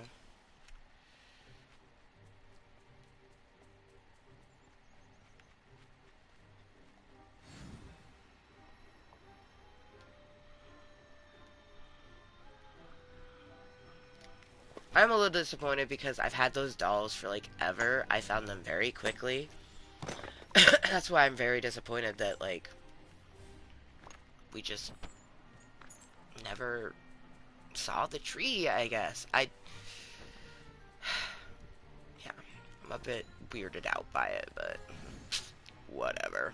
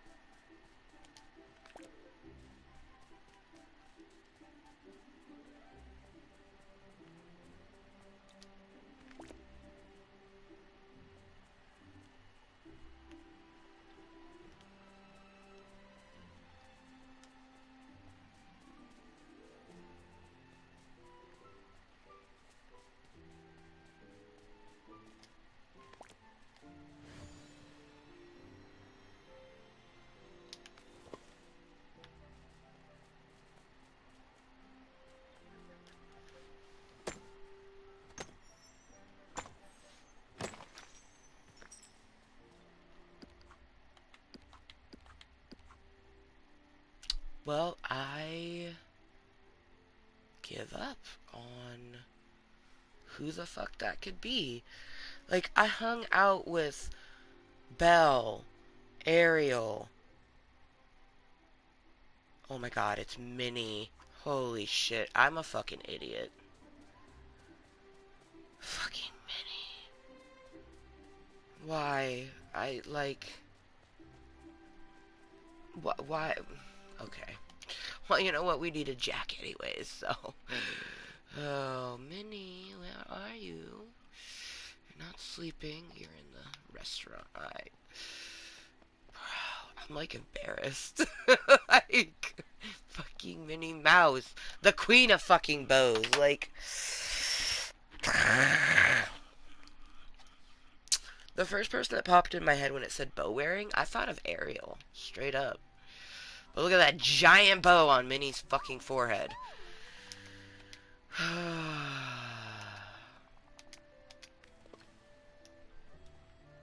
Yeah, I'm just a little perturbed. Okay, let's talk to Jack. Have a dreadful day.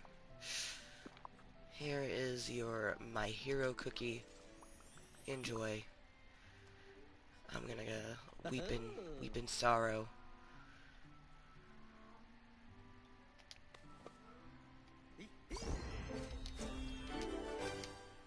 Minnie Mouse. Fucking Minnie Mouse. Fucking Minnie Mouse. Oh, man.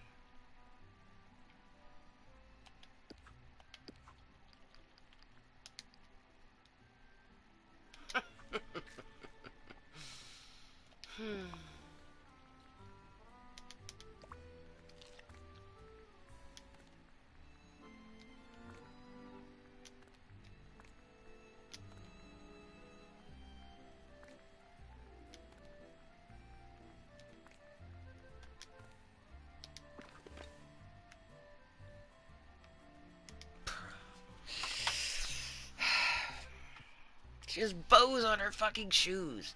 Like...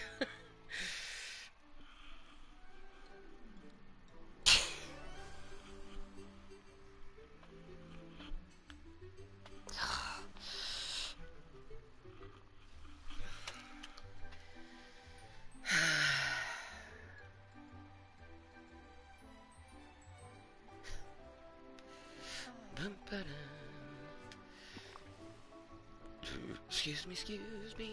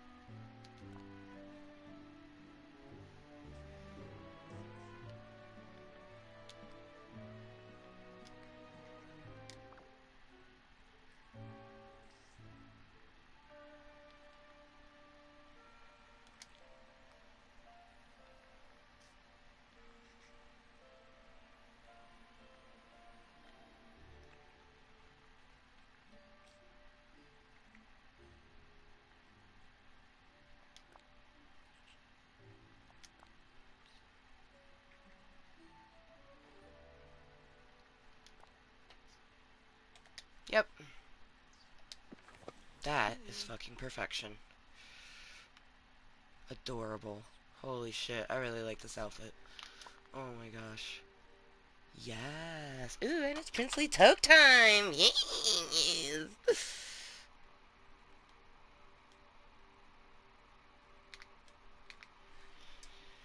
Two hearts that will beat like one.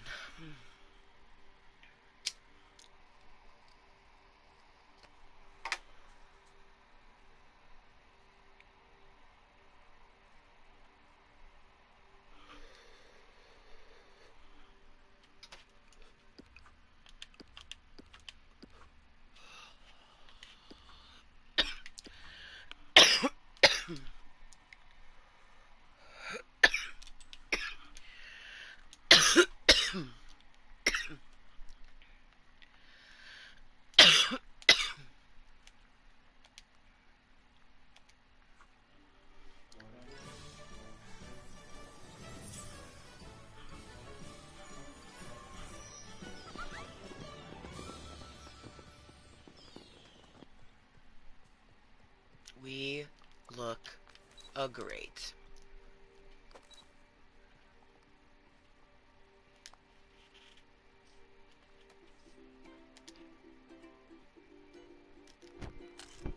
Yeah, we look great.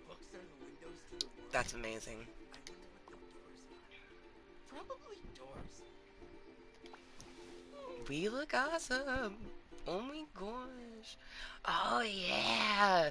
I was wondering why the black looks so good, and it's because since she's a mouse, you know, her legs are black, so it's definitely I really, really love this outfit. The number of friendly residents in this valley is quite impressive.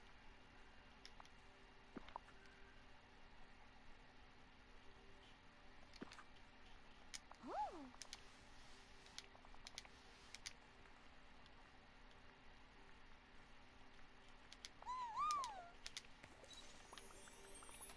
Okay. Anna means family. Family means nobody gets left behind. Emeralds are in the Forest of Valor. We I seriously, this is probably one of my favorite outfits of just like all time. Yeah, man. The contrast with the red shoes and the black fucking thigh highs and just, oh man. The black hair with the white fucking stripes. Oh man. Oof. Tis a, tis a, tis a sexy outfit, and it's just me wearing a mini outfit. Like, oh, I love it so much. And then, like, the little festiveness with the fucking ears and, yeah! Oh wait, I think that's aquamarine. That is not an emerald. Yeah. 'Twas not an emerald. And Minnie, I believe, is one of my gardeners, I think. So when it comes time to harvest my onions, she will duplicate it for me. Duplication. Duplication. Yeah, I'm pretty sure emeralds are in the Forest of Valor and the Glader Trust, but I know for a fact they're in the Forest of Valor. Watch me be wrong on both. And I'm like, have to eat my words. Nom, nom, nom, nom. Forest of Valor and Glader Trust. Let me toot my own horn.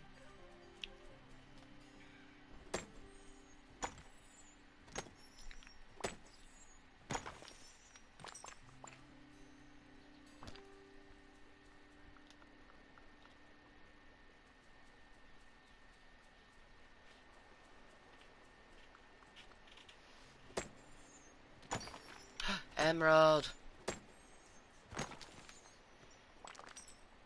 Ooh, and I think it was a shiny emerald. I can really dig my claws into a place like this. Aquamarine.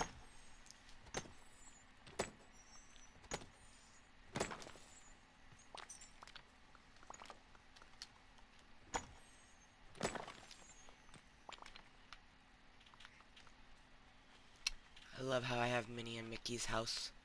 Mickey's, Minnie's. When they walk out their door, they end up seeing each other, and there's a cute little red bench in between the two. Sit on the red bench. Sit.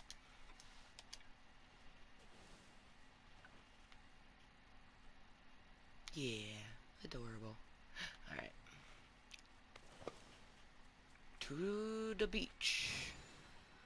Because from the beach we can pick up shells, and the beach will take us to the Glade of Trust, where that's right, we can harvest more emeralds. The emeralds.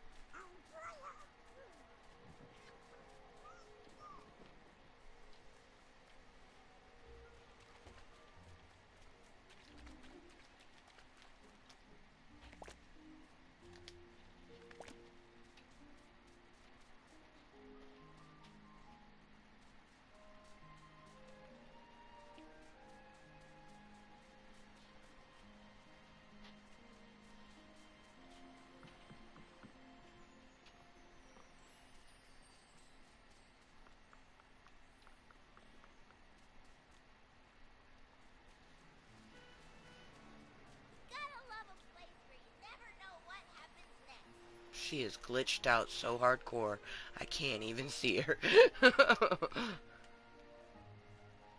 Pick up the pink shell. Pick it up. Pick it up. Oh my gosh. What? Can we not? Oh, there we go. I was like, I see the pink shell, but I can't pick up the pink shell.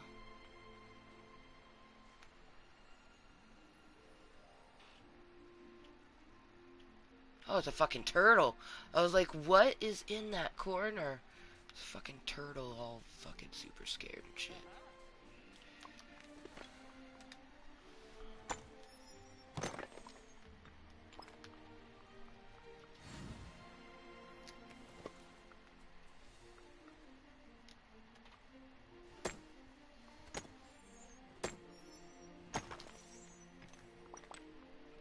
Memory.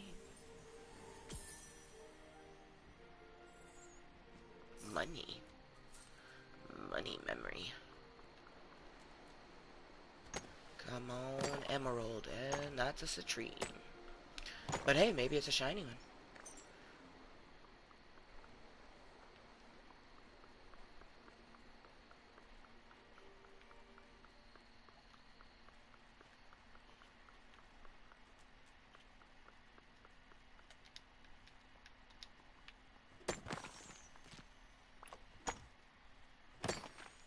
And another citrine.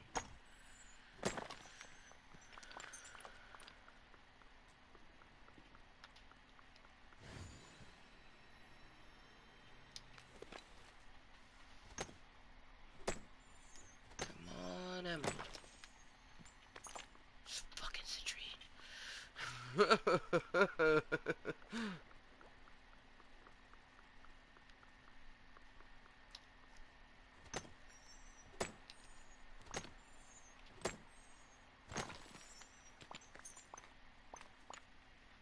It's like the onyx. But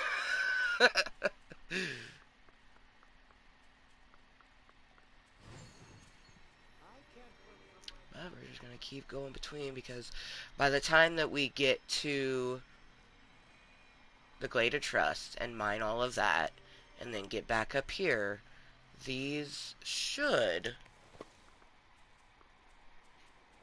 be back.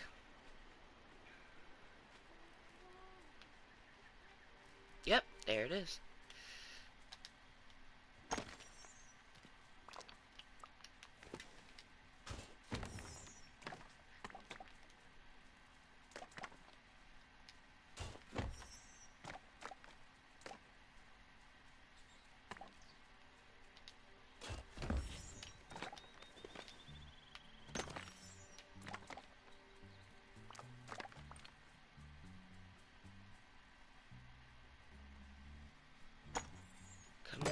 emerald. Yeah, emerald.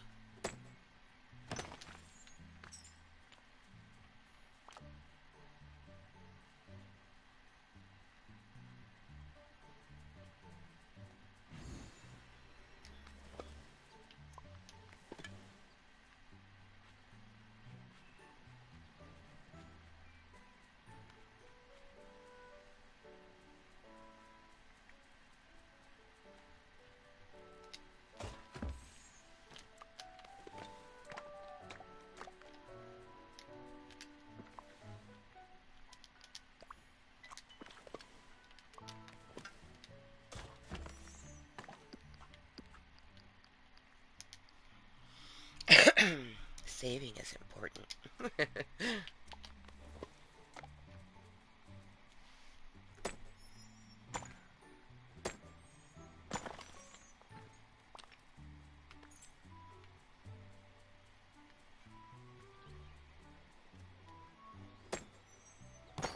Yes! Sweet, sweet emerald. Everyone here is wonderful.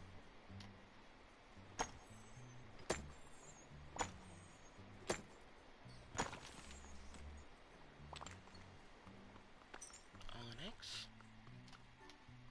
Onyx.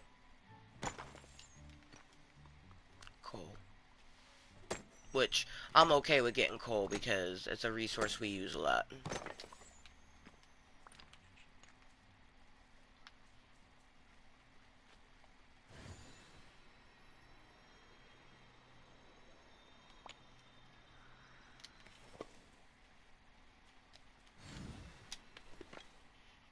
How she was stretching but gliding. It was fucking wild. Cheers. Ooh.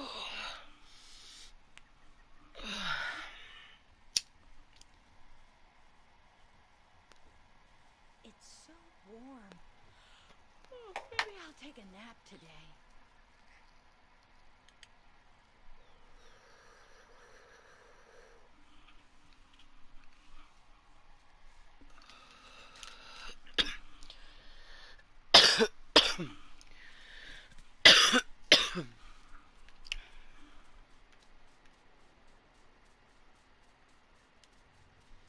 I don't know if there'll be any shells, but the time it takes for us to look gives the Glade of Trust more time to... Ooh, which I think I see a shell off in the distance.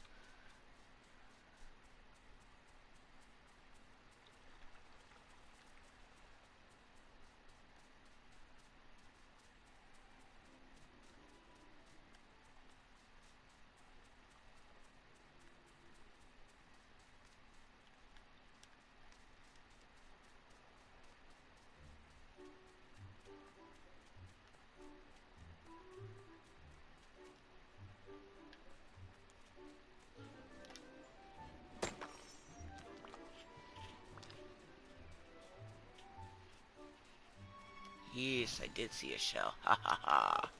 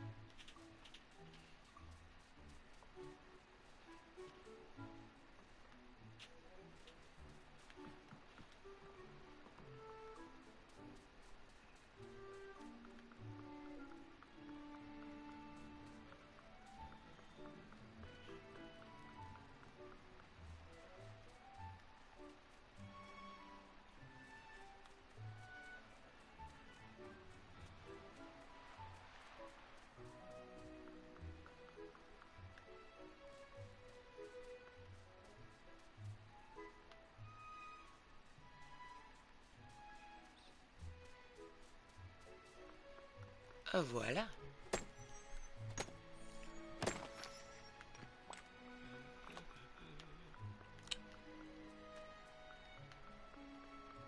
we're doing many multitaskings right now. We're foraging for shells, shiny gems, emerald, and we're hanging out with a friend that is a bow-wearing friend, aka Minnie.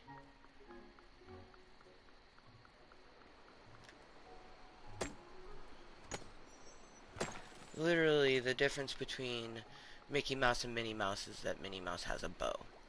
I can't believe she didn't even cross my mind until after I unlocked Jack Skeleton and it wasn't fucking moving the thing at all. And I was like, what?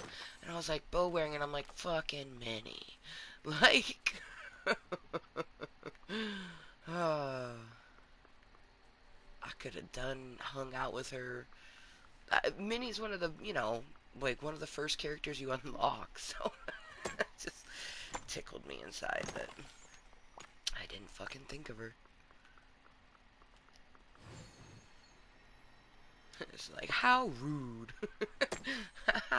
how dare you not think of the OG bow wearer? Oh, man.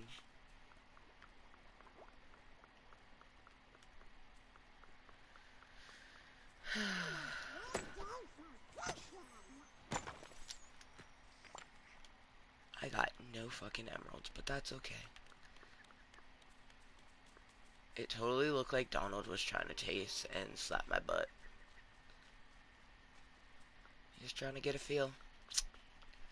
I saws it.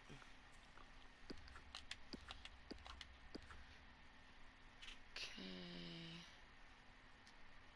Yeah, and we are eating meals every once in a while, so we haven't gotten any shiny gems of any sort. You know what, we should just mine all of them, because that will help us to get the shiny one quicker.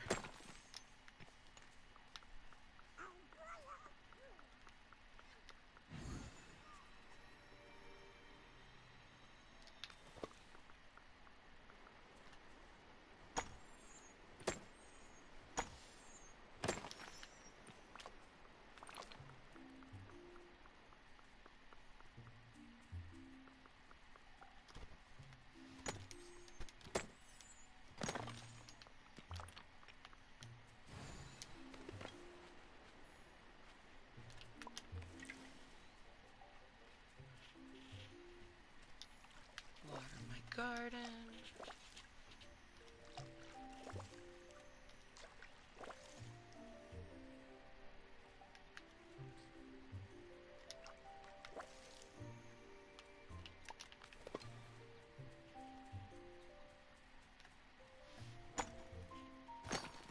And aquamarine.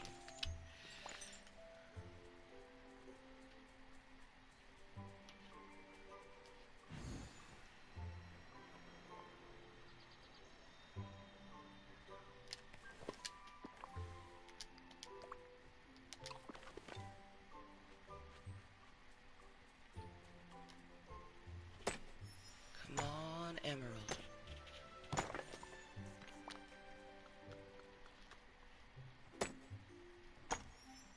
Emerald. Emerald. Coal and iron.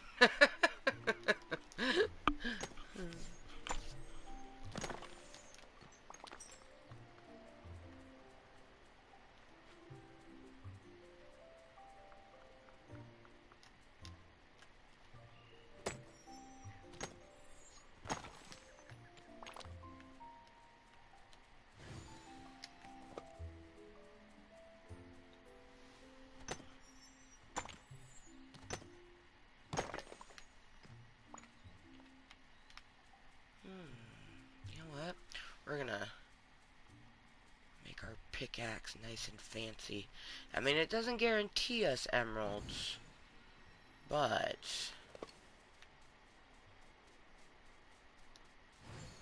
it's better than what we're doing right now. I can enchant my pickaxe, but the mining spots, there's no one mining spot that gives you just one colored gem. So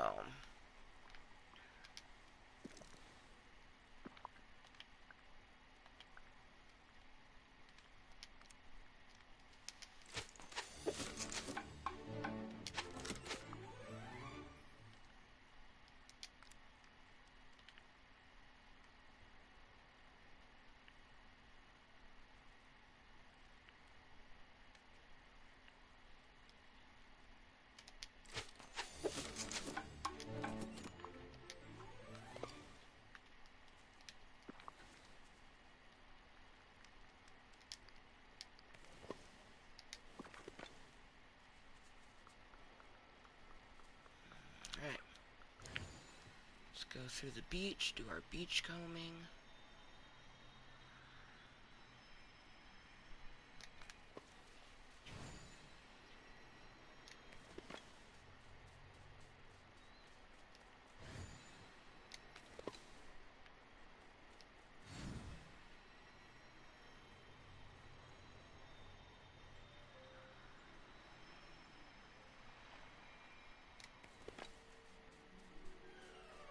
Hello, hello.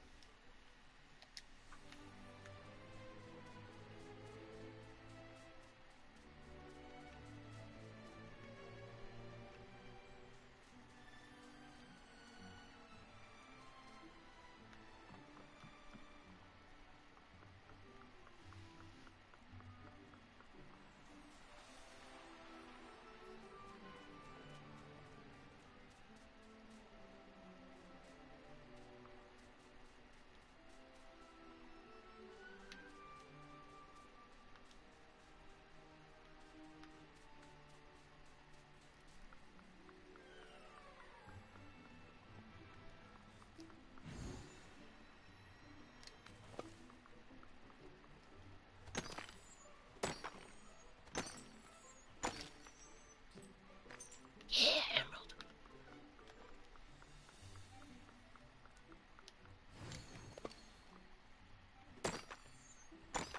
Yes, yes.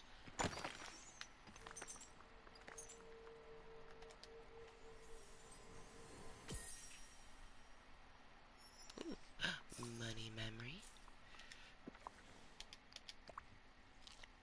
Haven't gotten any shiny ones yet, but that's okay. Because the emeralds, I'm very pleased about his emeralds.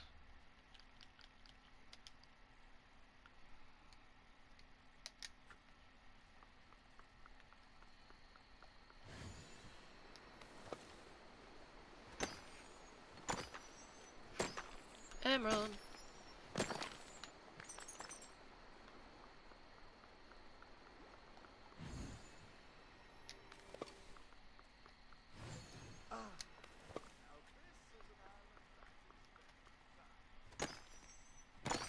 Trying to think of where I want to put Jack Skeleton's house. I mean, let's be honest, we'll probably put it in the Forgotten Lands. That makes the most sense.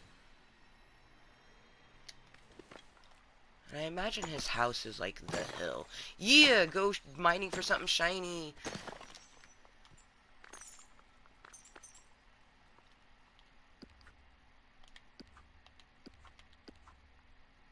Ooh, and we already got... Yeah, buddy, I didn't even see this one pop up. Ooh, forage for some fungi. Because you're a fun guy. Chat with a temperamental sailor. That would be the good old Donald Duck.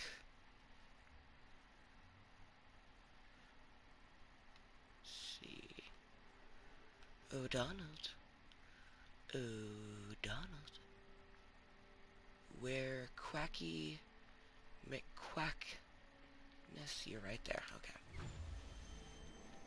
And in 2 minutes, we will have hung out with Minnie for 30, our bow-wearing friend. Oh boy, what you thinking about? Do you like to go sailing, Cottontale? Never been. I mean, I've been on a... I don't. What?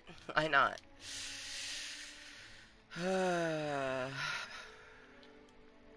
Never tried it. Then you'll have to take you sometime. You'll love it. Sure we will. Sure, sure. Sure I will, Donald.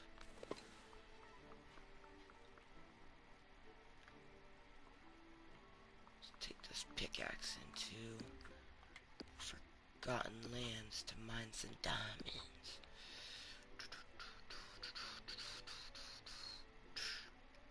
But first, I like how it says, find some fun guy. I just... Oh, I love it. Especially because the fungi, extremely easy to come across. Because you get these little clusters, but they also grow in the Glade of Trust. So, trust, you will get your fungis.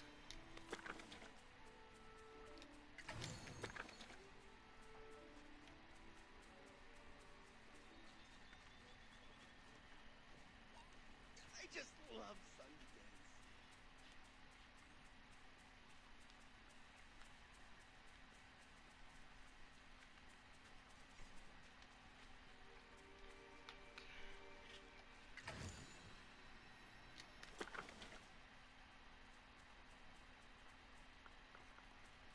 Fungi.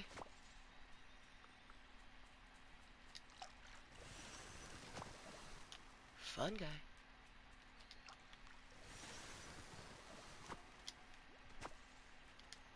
Here's a fungi, there's a fungi. Are you a fungi? Nice going to the worst, am I right?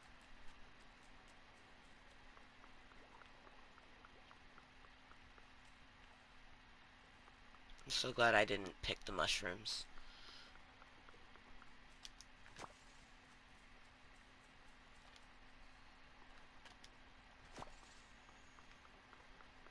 I've been harvesting some fungi.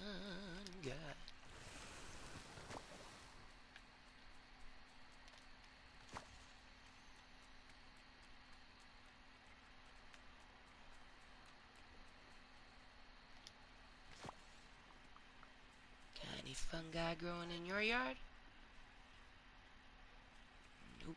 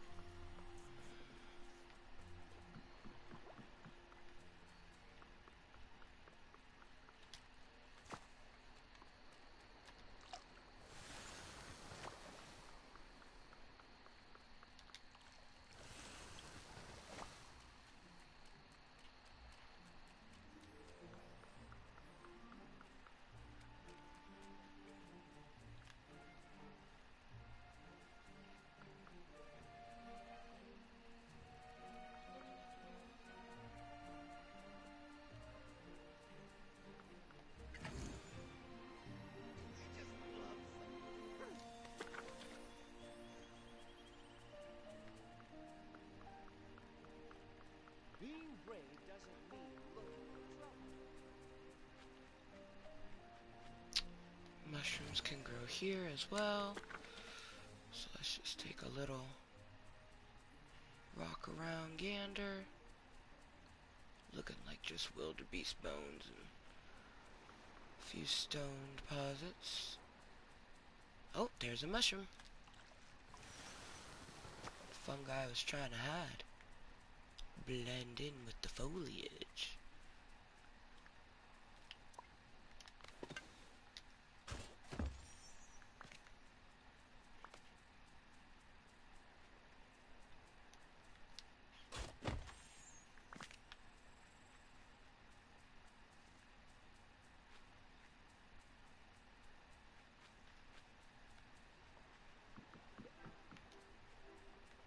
Ooh, yes. I actually hadn't came across any yet. I'm kind of surprised by that. Although we haven't really walked around the Forgotten Lands, so maybe all of the chests are up there.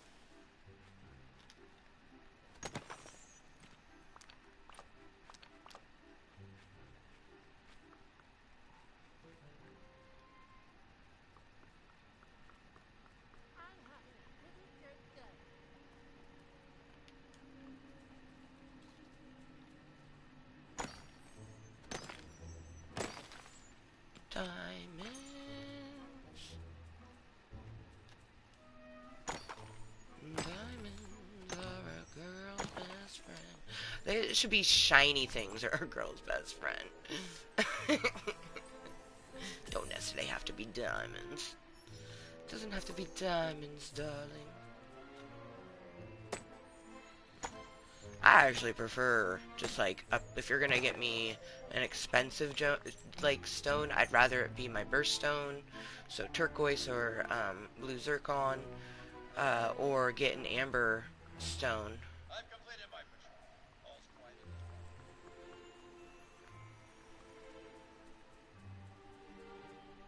So yeah, we're gonna put Jack's house somewhere over her.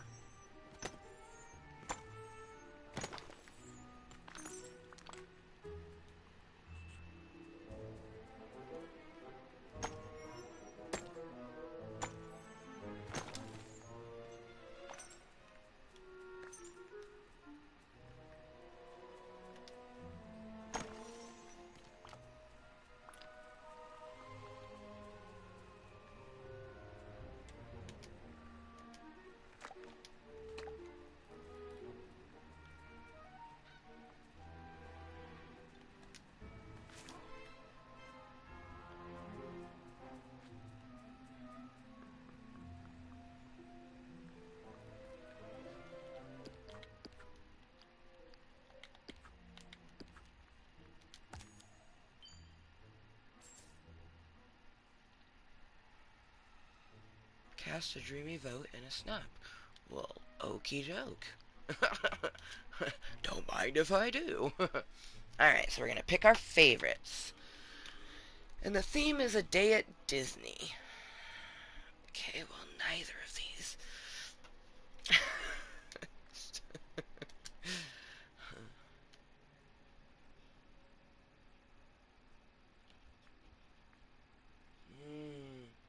They went with the nighttime. Ooh. They both have the... This one's the one I was drawn to first.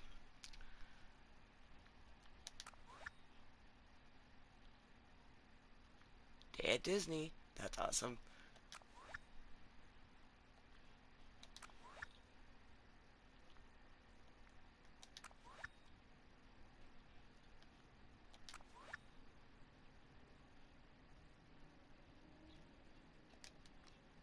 Neither. Okay. Day at Disney.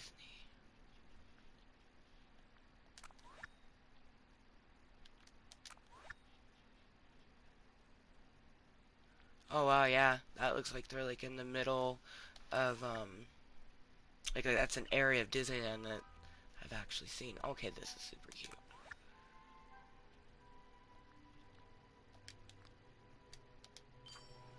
Yeah, cast a dreamy vote. That's what's up. Alright. Fish from orange circles in the Forest of Valor. Oakley dokley.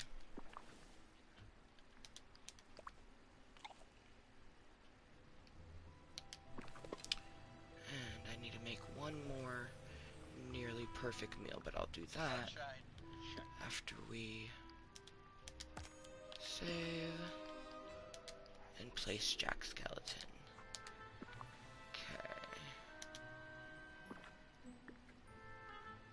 Oh yeah, I also have this, the visit station. Haven't put it up yet. We might as well do that. Let's put it in the fucking town square. It's just like...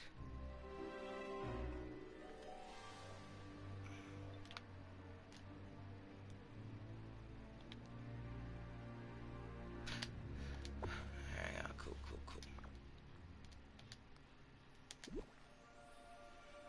cool. Ooh, Jack's house. Cool.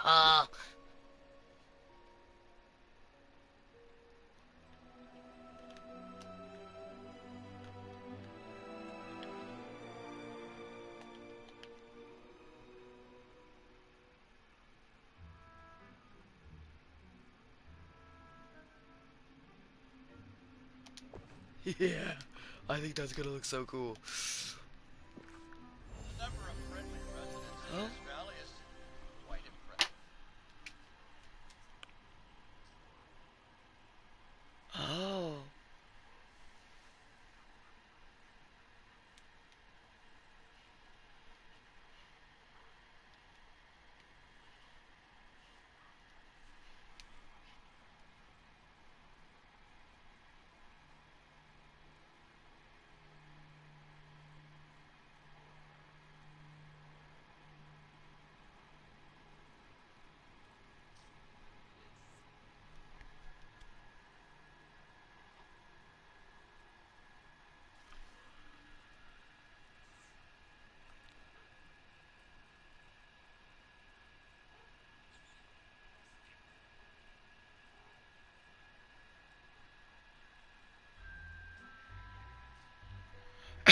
she had extra pants.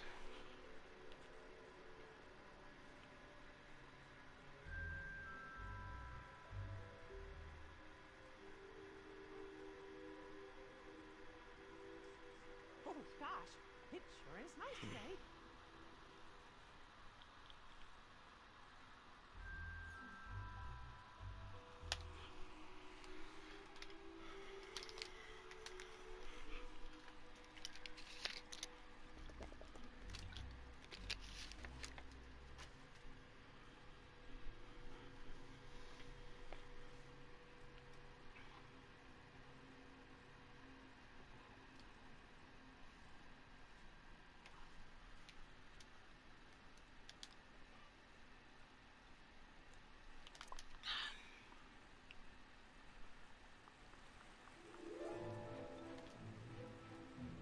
Hello.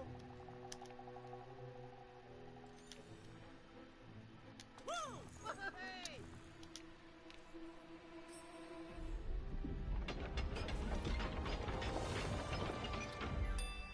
Yeah, man. Hey, thankful I've been here. Oh, yeah. Opportunity. Oh, yeah. Oh, yeah. Yep, definitely. And I like how this tree's kind of invasive on it a little bit. I am gonna move it just a smidgen. But that is dope.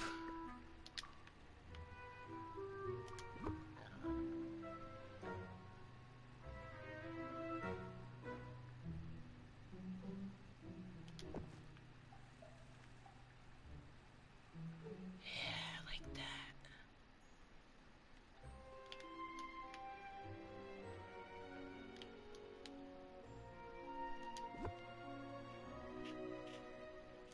Set that there for a moment.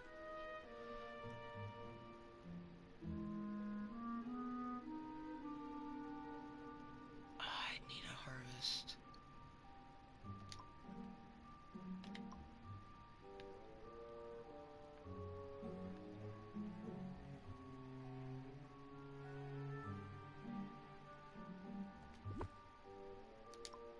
Heck yeah.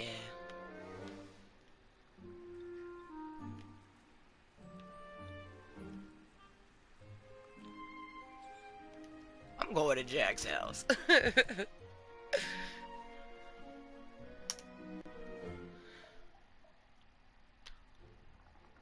Whoa.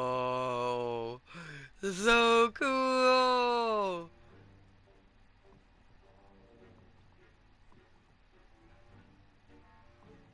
Wow, this is phenomenal.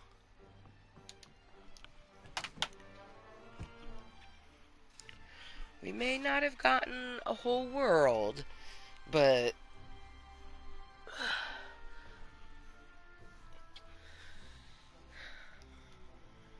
you could essentially build your own Halloween town though, because it gave you all of the decor to do so in a previous star path.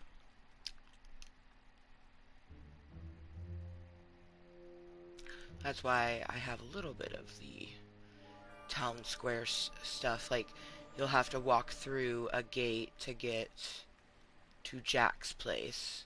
And I eventually plan on adding more road or walkway that will go there, but we have, the water fountain and, the entrance to Halloween Town. So I think this is fucking stupendous. Like, it just, yes, that is fucking fantastic.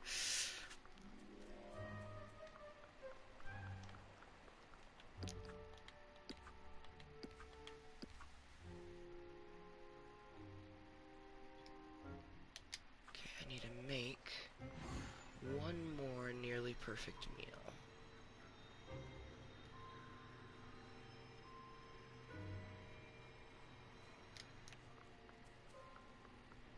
And then we'll find Jackie Boy.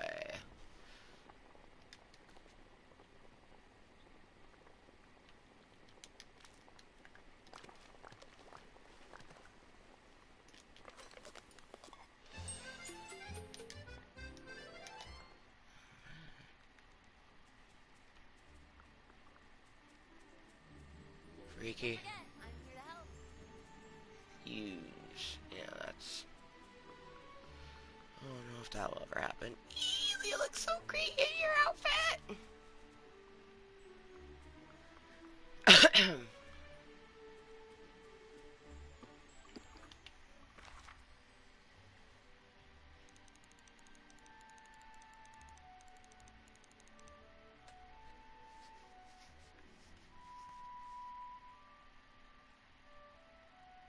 Oh, there he is.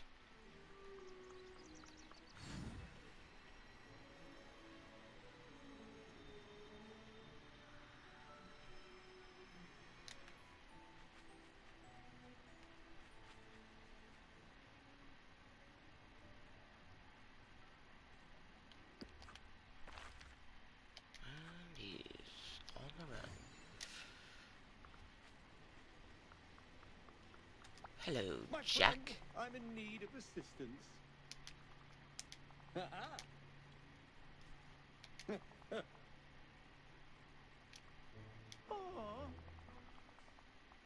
Mm.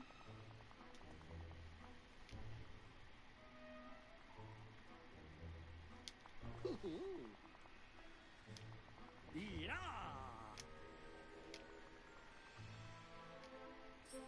You're welcome, one and all.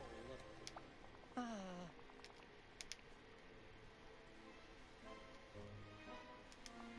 Ha!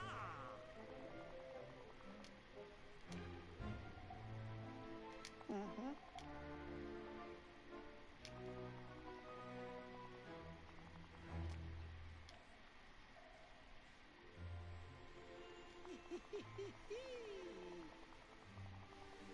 Uh-huh.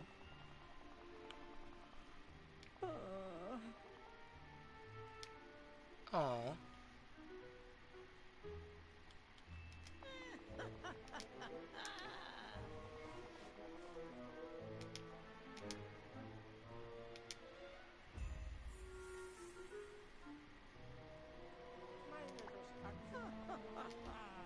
Have a dreadful day. Alright. Bye, Minnie.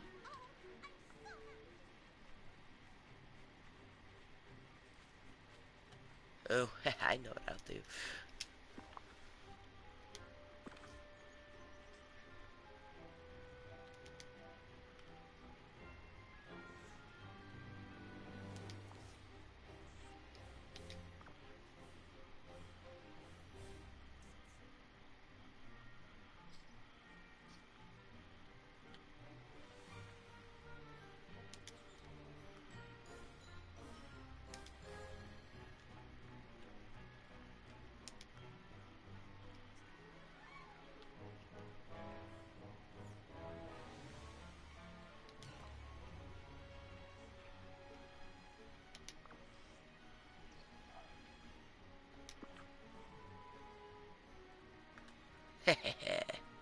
Ooh.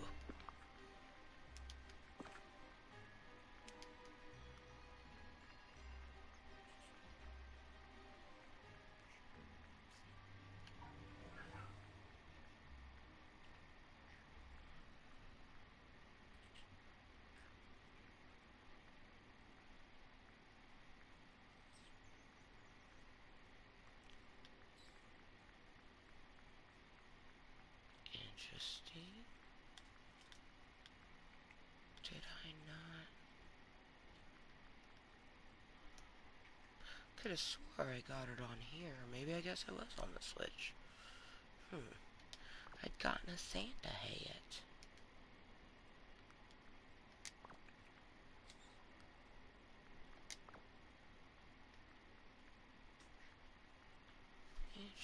Interesting. I could have swore. Oh, okay. It was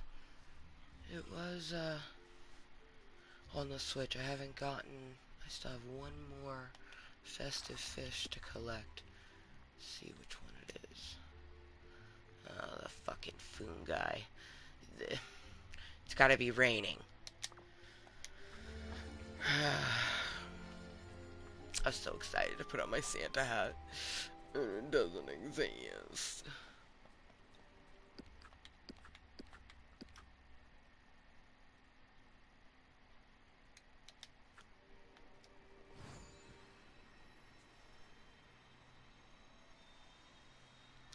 There's Olaf.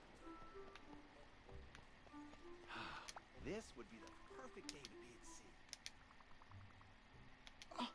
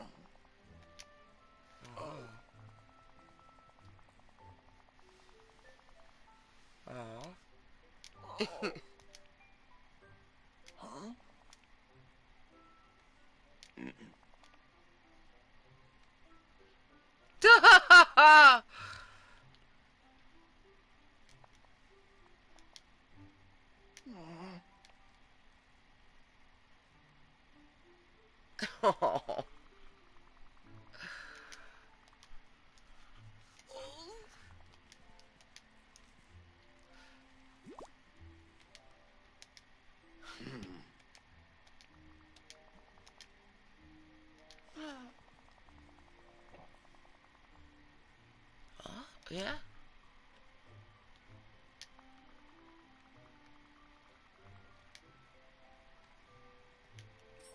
Hands down, this is the best day of my life.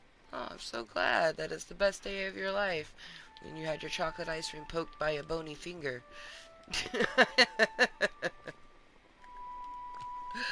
Oh my goodness.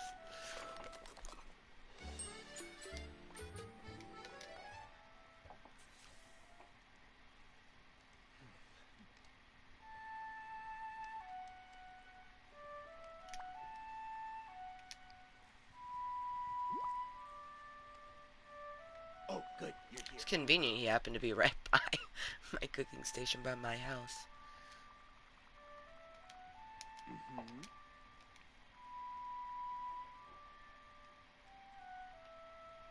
Oh.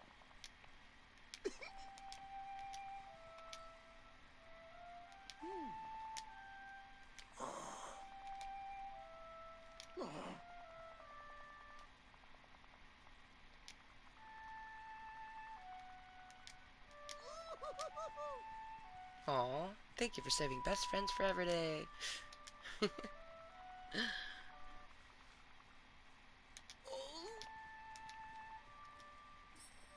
See you soon. Oh, Jack, Jack, Jack, Jack.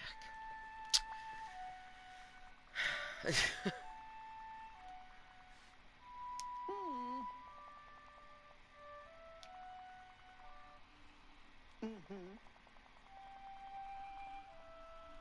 I'm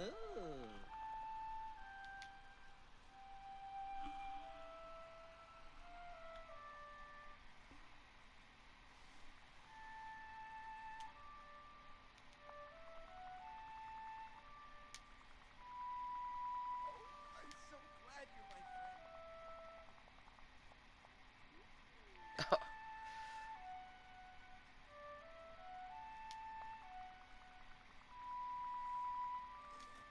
Uh-huh.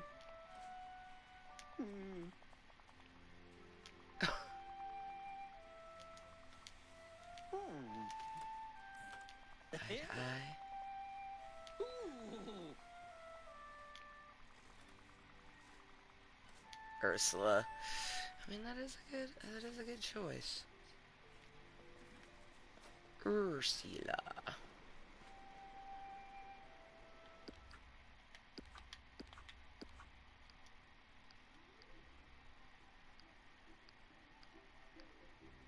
Oh yeah, my pretty, beautiful dress. Okay. Oh, I went there to check my duties. Got distracted by things. Okay. Oh, I need to make... Oh yeah, the Buena Lewis. I made it. Okay. Orange spots. Got it.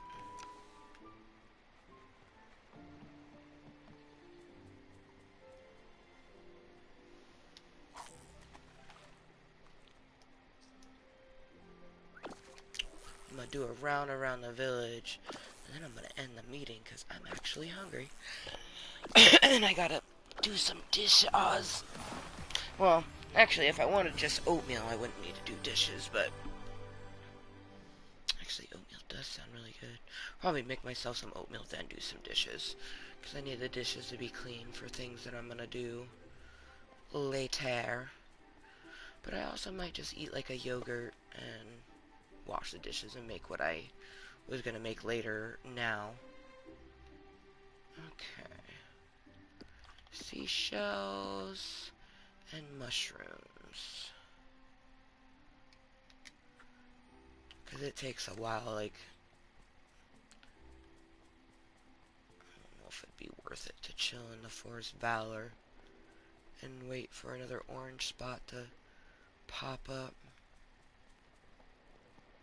Usually I have to mine, like, fish all the spots. But it's been a while since we've been on the beach, so let's go walk on the beach. We run into Ursula, we can introduce.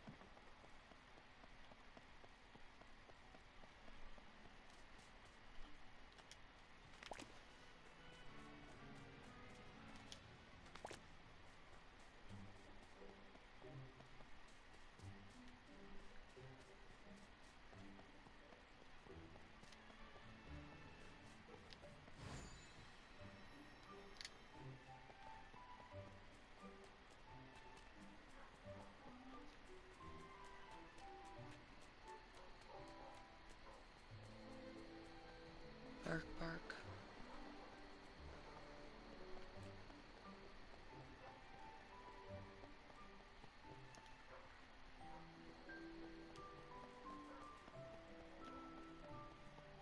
Doggy's barking us out.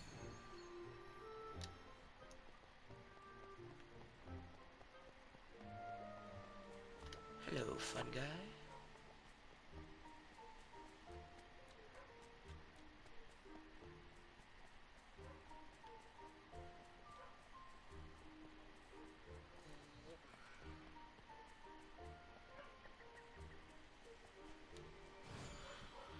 Alright, let's empty our inventory for future amber.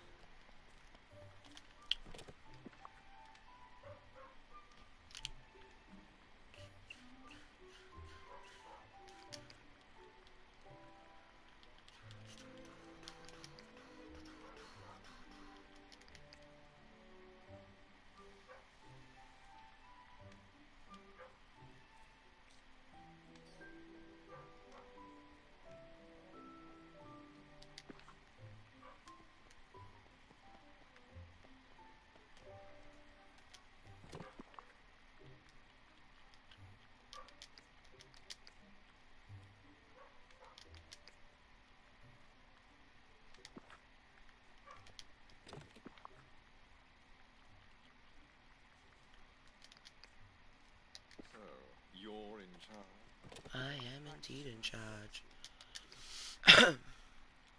This here's my valley, Shay.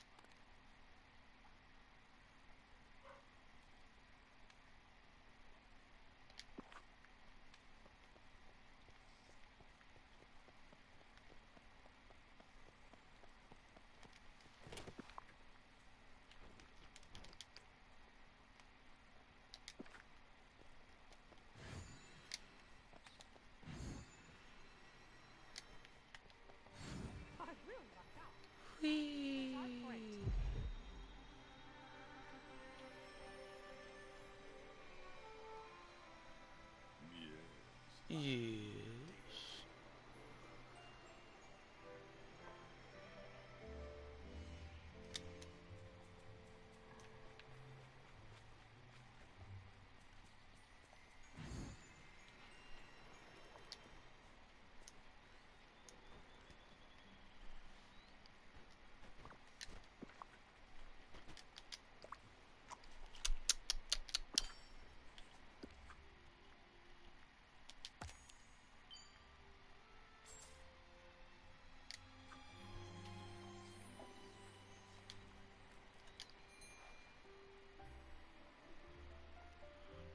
Good to see you.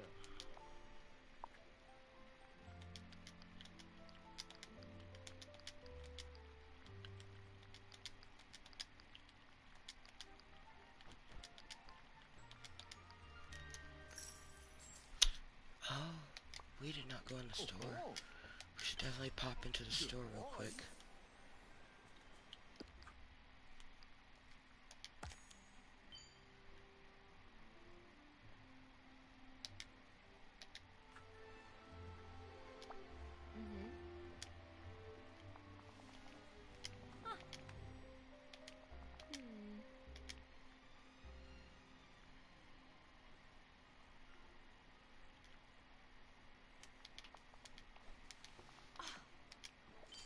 Adios.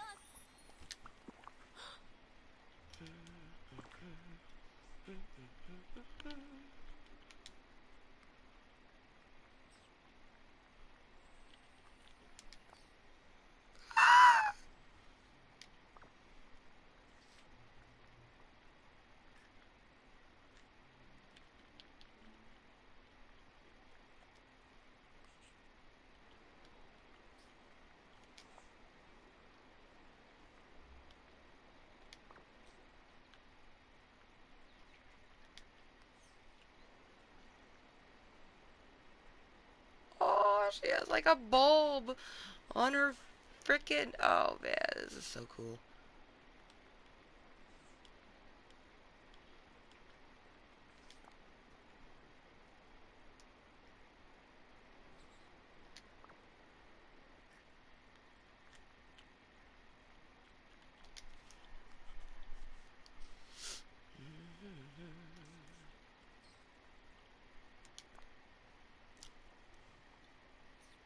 Holy shit. Those are amazing.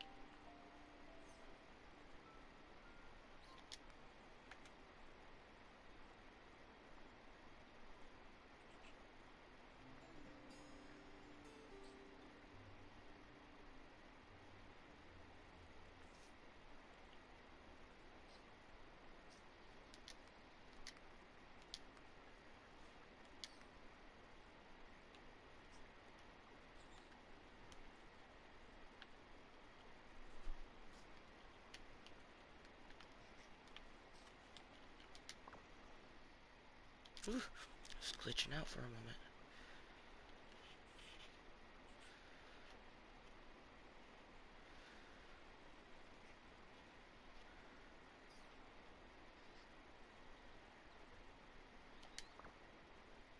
So fucking adorable.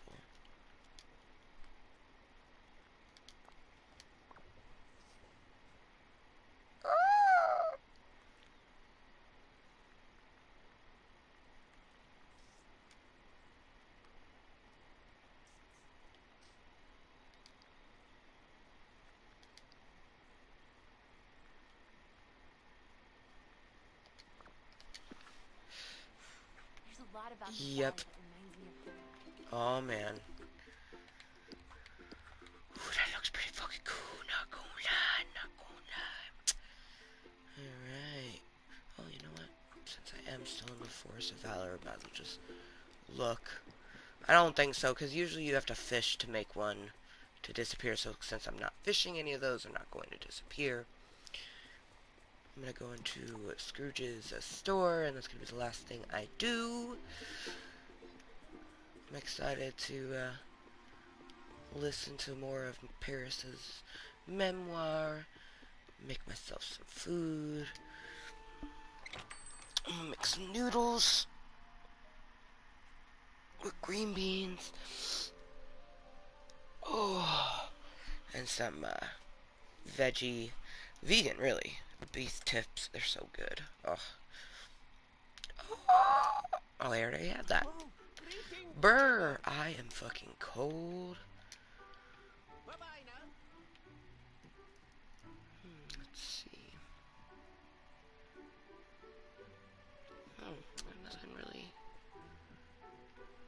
Nothing that great in the store. But it's always important to check, because you never know.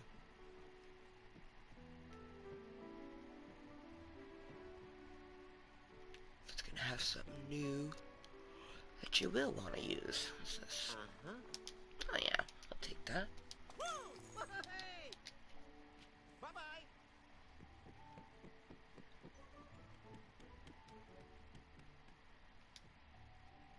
It's red. Yeah, no. I'm good. Bye-bye now.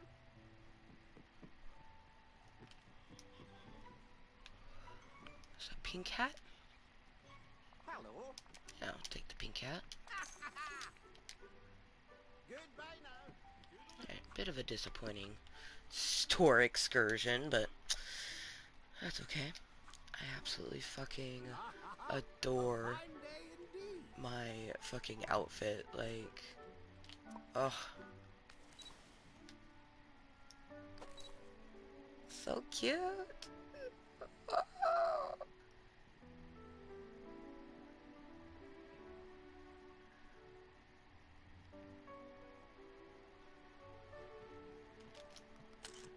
Oh, adorable. Oh. Alright. My goodness.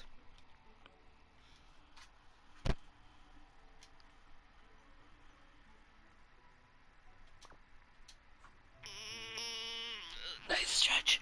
So thank you to anyone that's popped in. I don't know if I'll make some more contentery.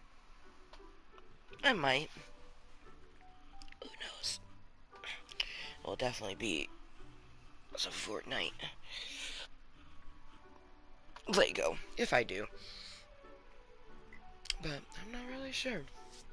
I know that for the next, because it's 1:30 right now, it's going to be probably like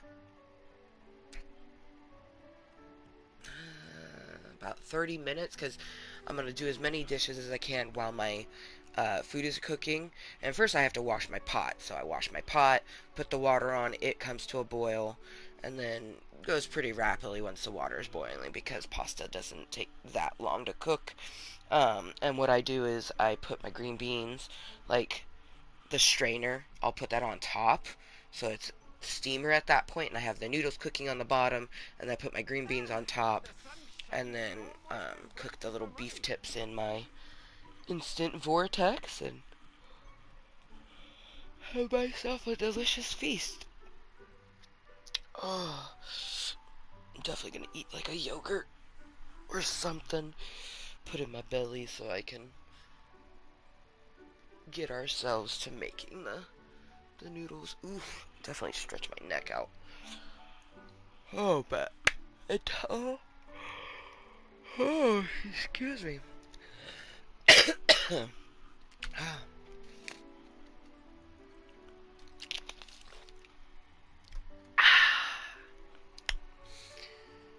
Yeah. If there's only one thing that you would take away from my deliciously moist content, I hope it's that you always are kind to yourself and everyone else. And we'll see you next time. Bye.